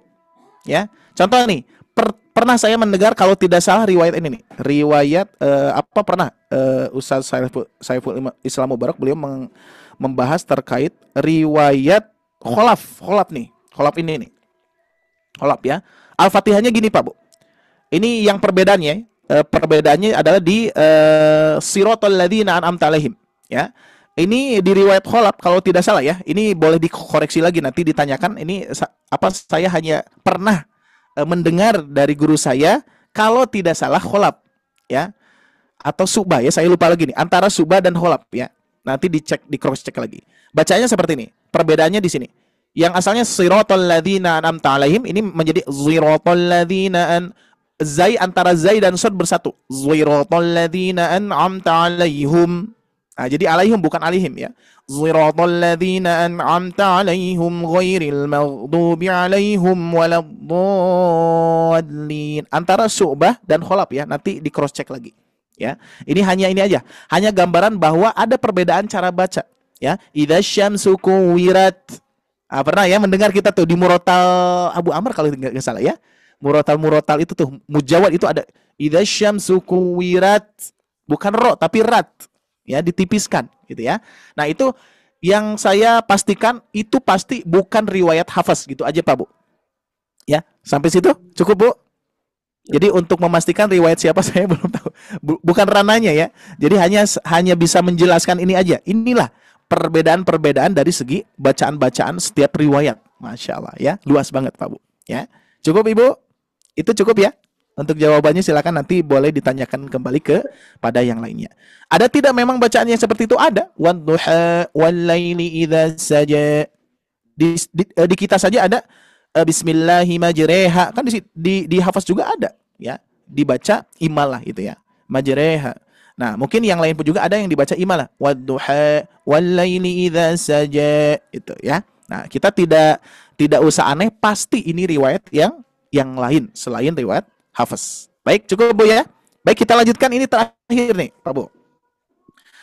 Yang berikutnya adalah sistem pembagian Al-Quran di dalam mushaf Al-Quran standar Indonesia. Kita bahas ini standar Indonesia, ingat ya, standar Indonesia Pak Bu. Ya, di dalam Al-Quran kita akan terkait dengan para sahabat Rasulullah. Para sahabat Rasulullah itu satu minggu itu bisa khatam Quran. Nah, yang membagi-bagi ini siapa? Para imam qiraah.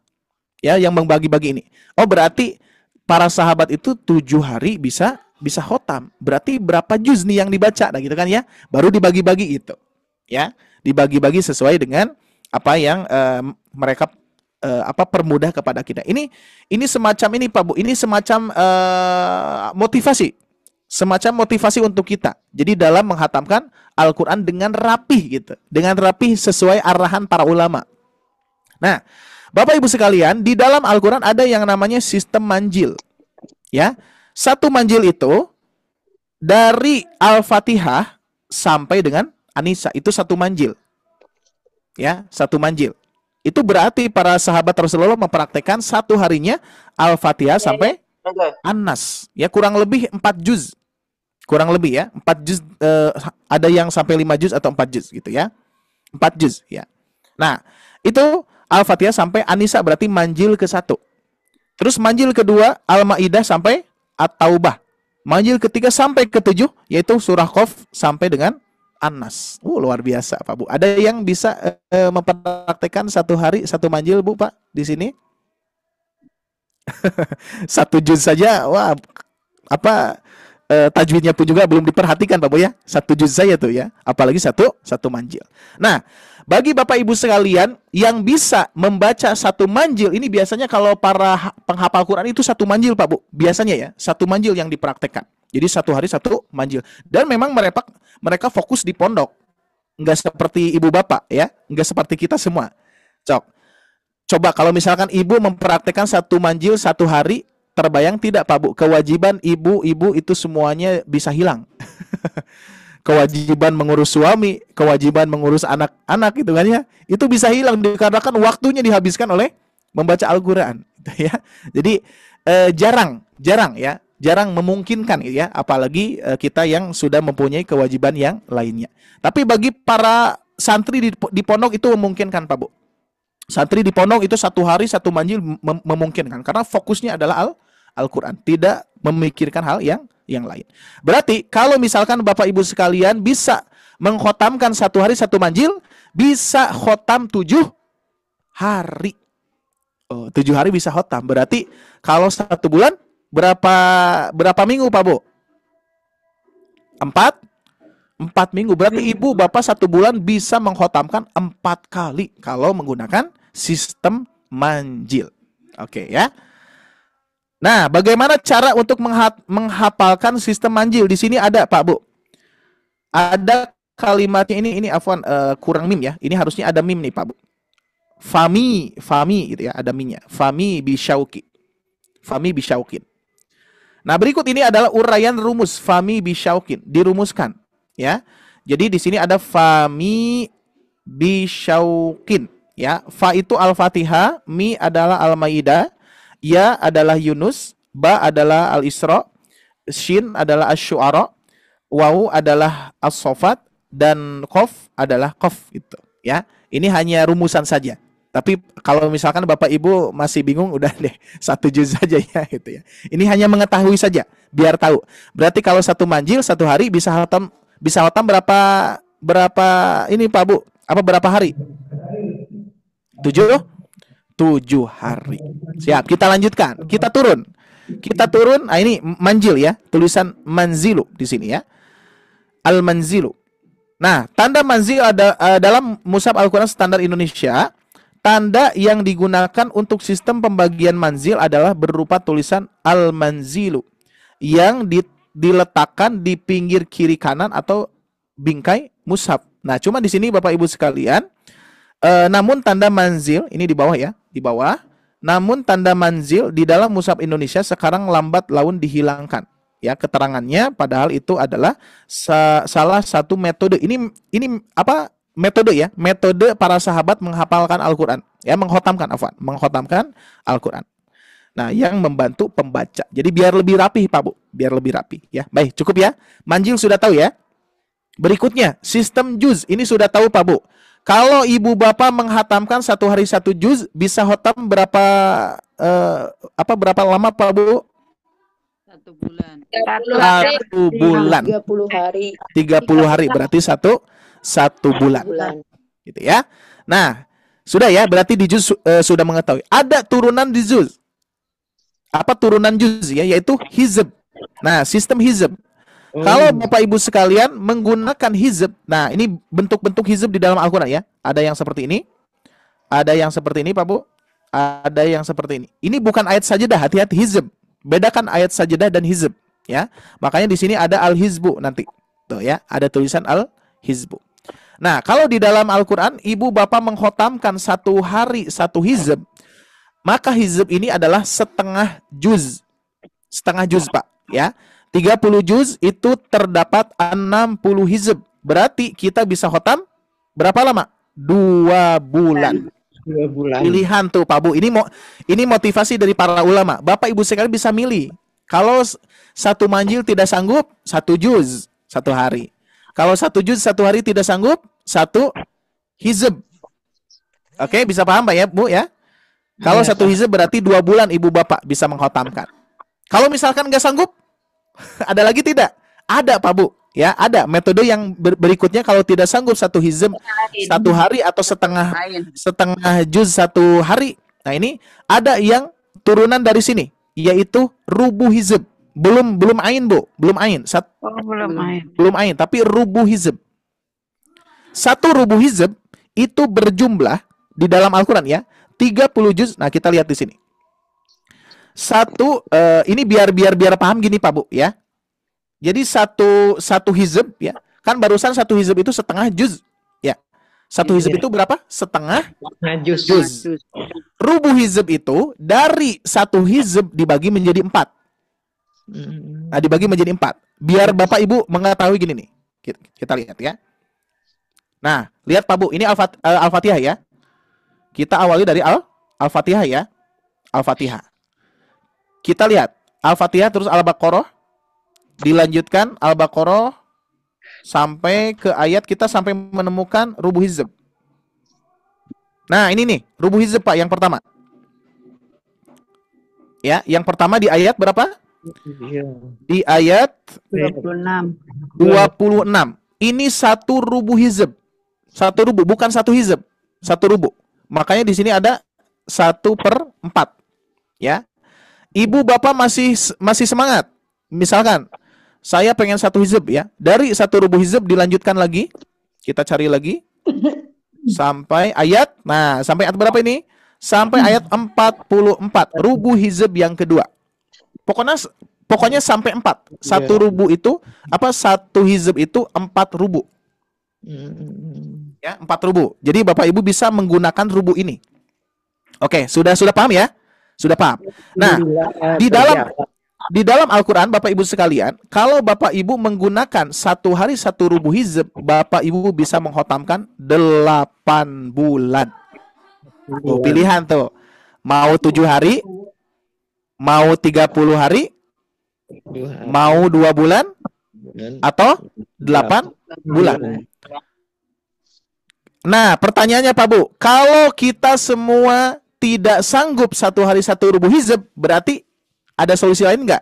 Ada, yaitu 1 ruku', yaitu 1 ain. Dan ini hanya ada di Mushaf Al-Quran Indonesia. Ya, di dalam Mushaf Al-Quran Madinah itu paling bawah itu rubu hizb, Pak Bu, rubu hizb, gak ada ain. Gak ada ain ya. Yang ada ain atau sistem ruku ini hanya ada di dalam Mushaf Al-Quran Indonesia saja. Al-Quran terbagi kepada 588 ruku'. Jika setiap hari kita membaca 1 ruku', maka Al-Quran akan khotam 1,5 tahun. Pilih tuh Bu. Ibu mau yang mana? Mau yang 7 hari berarti manjil, mau yang 30 hari berarti juz, mau mau 60 hari atau 2 bulan berarti hizb ya. Mau 8 bulan berarti rubu hizb. Aduh, rubu hizb masih berat. Ya udah ruku. Berarti ibu bapak bisa menghatamkan 1,5 tahun. Masya Allah ya. Pertanyaannya lagi, Pak Bu. Pertanyaannya lagi. Kalau 1 hari 1 ruku tidak sanggup, berarti berapa? 1 ayat. 1 ayat nih ya. Ini sudah mentok, Pak Bu. Ini sudah mentok ya. Udah mentok. Berarti 1 hari saya tulis berarti ini yang baru nih. Pertanyaan yang baru. 1 hari berarti 1 ayat. 1 ayat di dalam Al-Quran khusus Mushaf Al-Quran Indonesia atau khusus riwayat hafaz berapa tadi? 6.236 ayat. Kalau Bapak Ibu sekalian konsisten 1 hari 1 ayat, kurang lebih Ibu Bapak bisa menghotamkan 17 tahun. Kurang lebih ya. Ini untuk pastinya saya belum menghitung secara pasti. Pokoknya saya hitung itu kurang lebih 17 tahun lebih lah. 17 tahun lebih. Yuk, silakan Pak Bu, mau milih yang mana? Yang pertama manjil. Suruh dipanggil Allah, 17 tahun. Suruh meninggal, Ustaz. Oh, Masya Allah ya. Nih Pak Bu, saya urutkan ya. Ini boleh Bapak Ibu juga menulis biar lebih paham ya. Manjil. Afwan. Yang pertama adalah sistemnya manjil. Kalau Ibu Bapak 1 hari 1 manjil, Bapak Ibu bisa menghotamkan 7 hari. Oke, yang kedua, tidak sanggup 1 manjil, juz. Kalau 1 hari 1 juz, Ibu Bapak bisa menghatamkan 1 bulan. Ya, tidak sanggup 1 juz, turun lagi deh. 1 hizb. 1 hizb Bapak Ibu sekalian bisa menghatamkan 8 bulan. Aduh, tidak sanggup Bu, turunkan lagi Bu. Boleh. Boleh, turunkan lagi. Tidak sanggup berarti rubuh hizb. Rubuh hizb. Apaan ya? Barusan berapa? Lupa saya. Iya. Apa salah Bu? Ini salah Bu. Ini saya hapus. Bukan 8 bulan. Ini 2 bulan. 2 bulan, afwan ya. Hizb. Kalau rubuh hizb berarti 8 bulan. Nah, kalau tidak sanggup Bu, masih bisa dikoreksi. Ruku 1 ayat. Nah, gitu ya. Nah, kita turun lagi deh. Kalau misalkan kita tidak sanggup ke rubuh hizb, aduh terlalu banyak misalkan ya. Berarti ada ruku. Nah, ruku berarti bisa kita hotamkan berapa tadi? 1,5 tahun. Aduh, Ustaz masih nggak sanggup nih 1 ruku. Solusi yang terakhir 1 ayat. 1 ayat. Masya Allah ya, terlalu ya. 1 ayat bisa kita hotamkan, mudah-mudahan ada usia ya. Sekitar 17 tahun. Kurang lebih ya. 17, kalau tidak salah 17 lebih Pak, 17 plus ya. 17 tahun. Ibu Bapak kalau tidak sanggup 1 hari 1 ayat, mati aja. Masya Allah. Itu ibu yang menyebutkan mati. Masya Allah ya. Tapi betul Pak Bu, lihat gini ya. Ini terakhir, closing terakhir. Ini udah dicatat ya? Udah dicatat nih, Pak Bu. Ini luar biasa. Saya pun juga sedih ya, miris. Ada salah seorang ulama bilang gini. Coba kalian hafalkan 1 hari 1 ayat. Sanggup tidak Pak Bu? 1 hari 1 ayat. Hafalkan ya. Hafalkan 1 hari 1 ayat. Bisa sih kalau wadduha sadaqallahul azim. No, Ustaz. Gampang ya. Tapi nanti kalau bagian yang suratnya 1 halaman ada tuh. Al-Baqarah ya, ayat berapa lah? Ada satu ayat itu 1 halaman, Bu. Ya. Misalkan alif lam mim. Alhamdulillah ya Allah sudah hafal 1 hari 1 ayat. Ya. Terus berikutnya lagi ayat-ayat yang berikutnya gitu ya. Bisa, tapi nanti ada 1 ayat yang panjang. Aduh, nggak sanggup nih. Kata para ulama tersebut, kalau kalian tidak sanggup 1 hari menghafal 1 ayat, coba dong baca saja 1 hari 1 juz. Ayat. 1 juz. Sanggup 1 hari 1 juz? Misalkan, Insyaallah. misalkan Pak Buya, misalkan aduh ya, insya Allah ya. Kalau misalkan nih, aduh saya nggak sanggup nih. Berarti tadi turunannya yang tadi. Kalau tidak sanggup 1 hari 1 ayat, maka kita coba 1 hari setengah juz. Berarti ukurannya 1 hizb. Mundur lagi. Pokoknya pada intinya ulama tersebut mengatakan kalau tidak sanggup 1 halaman 1 hari, maka coba pastikan 1 hari 1 ayat. 1 ayat. Pak Buya. Dan beliau mengatakan kalau tidak sanggup 1 hari 1 ayat, pegang Qur'annya. Allahu a'lam bishawab. Pegang Quran. Ini apa namanya, beliau yang mengatakan. Pegang Qur'annya, buka Al-Qur'annya, tapakuri ya. Dosa apa yang telah Anda lakukan sehingga 1 ayat saja tidak sanggup membacanya. Itu puncak-puncaknya ya. Kalau tidak sanggup 1 hari 1 ayat, pegang Qur'annya, buka Al-Qur'annya, dosa apa yang telah Anda lakukan 1 ayat saja tidak bisa dibaca 1 hari. Itu puncak-puncaknya. Apa intinya Pak Bu? Betapa pentingnya kita membaca Al-Qur'an setiap hari. Kalau kita tidak membaca 1 hari kalau kita tidak membaca 1 hari saja tidak membaca Al-Qur'an, dikhawatirkan nanti ada hati yang membatu, Pak Bu. Ada hati yang membatu. Maka dari itu luar biasa sekali ya. Masya Allah ya. Makanya beliau mengatakan kalau kita perhatikan malaikat Jibril saja menjadi malaikat yang mulia karena Al-Qur'an. Nabi Muhammad SAW menjadi manusia yang mulia karena Al-Qur'an. Tempat Mekah dan Madinah menjadi tempat yang mulia karena Al-Qur'an.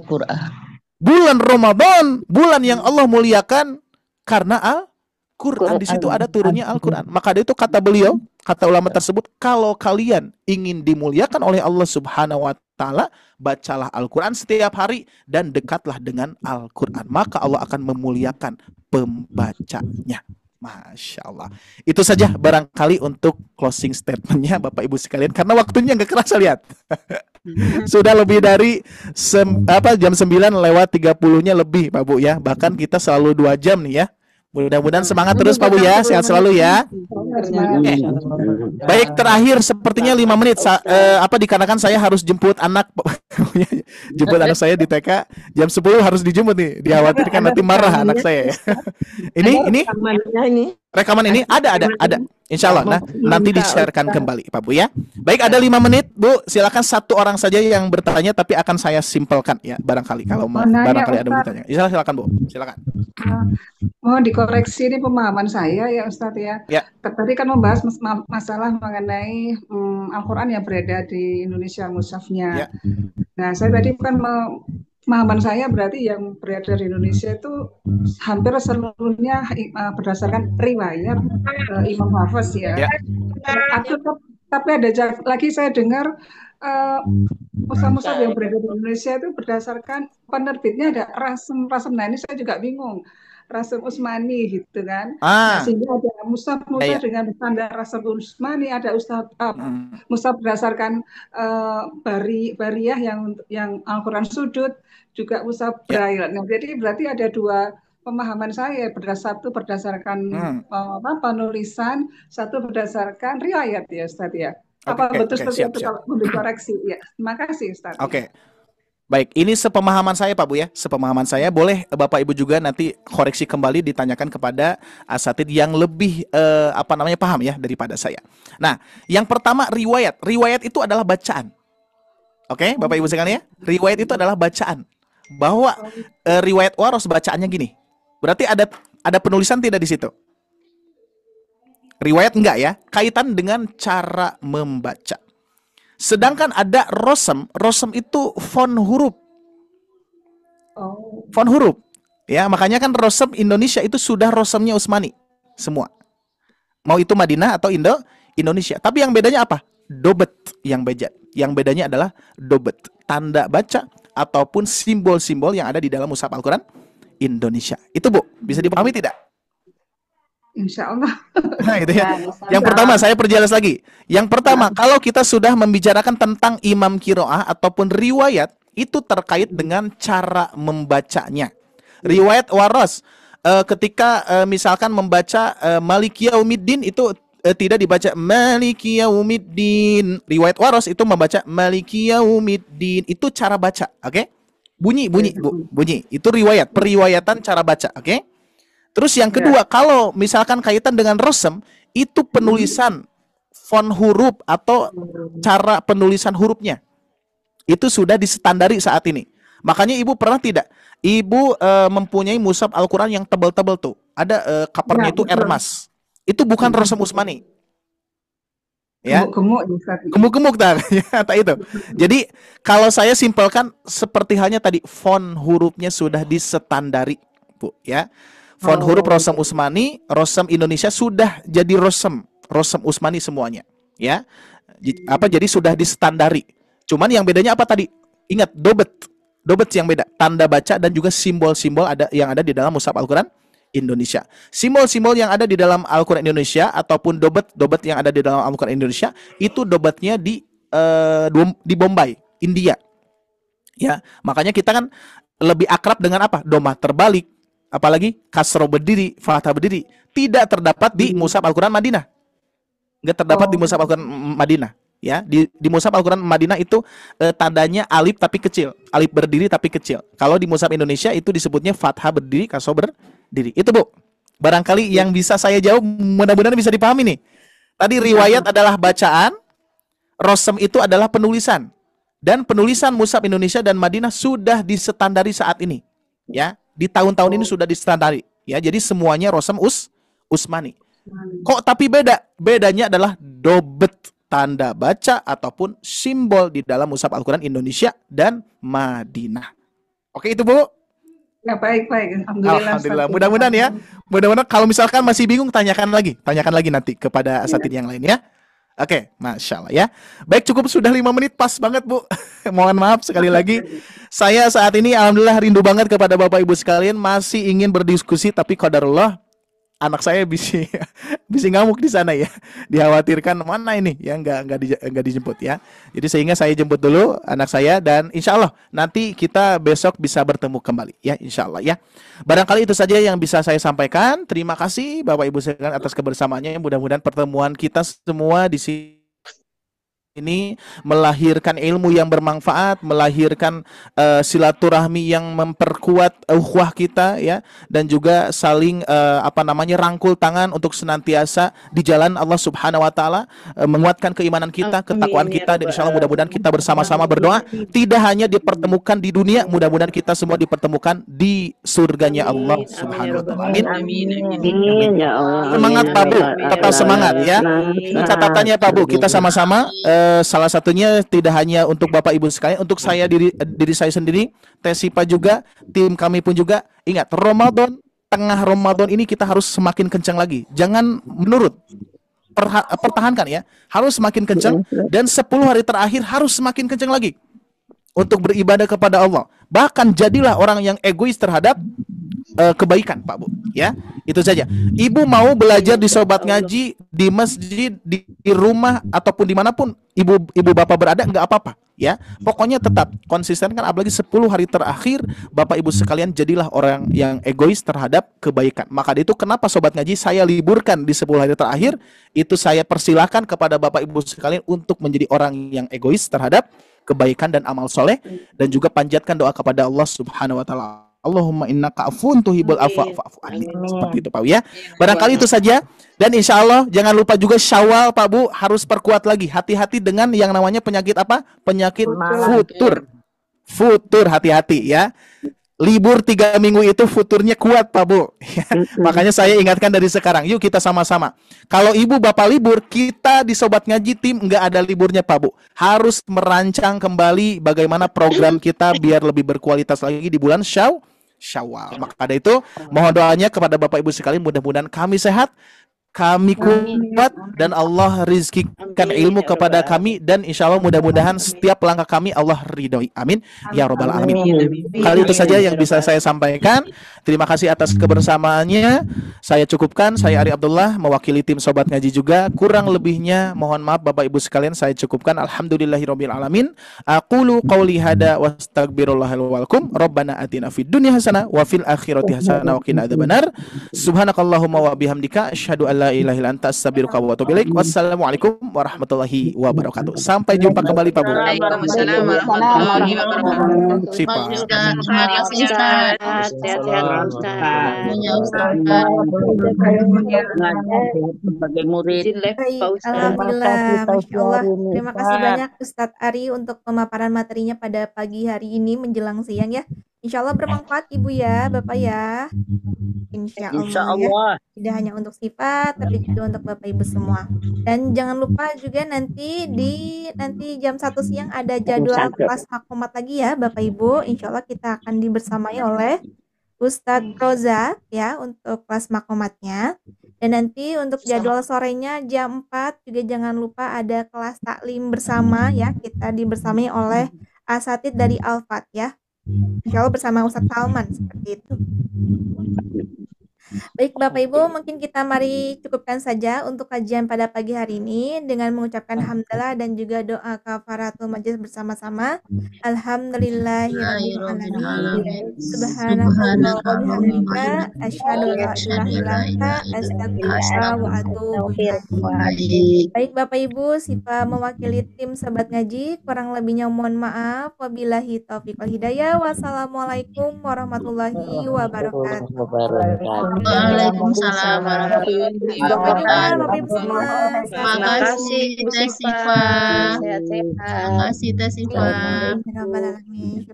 Assalamualaikum. Waalaikumsalam warahmatullahi wabarakatuh. Mohon izin kami akhiri. Ya izin Bu Sifa. Silakan Ibu. Izin.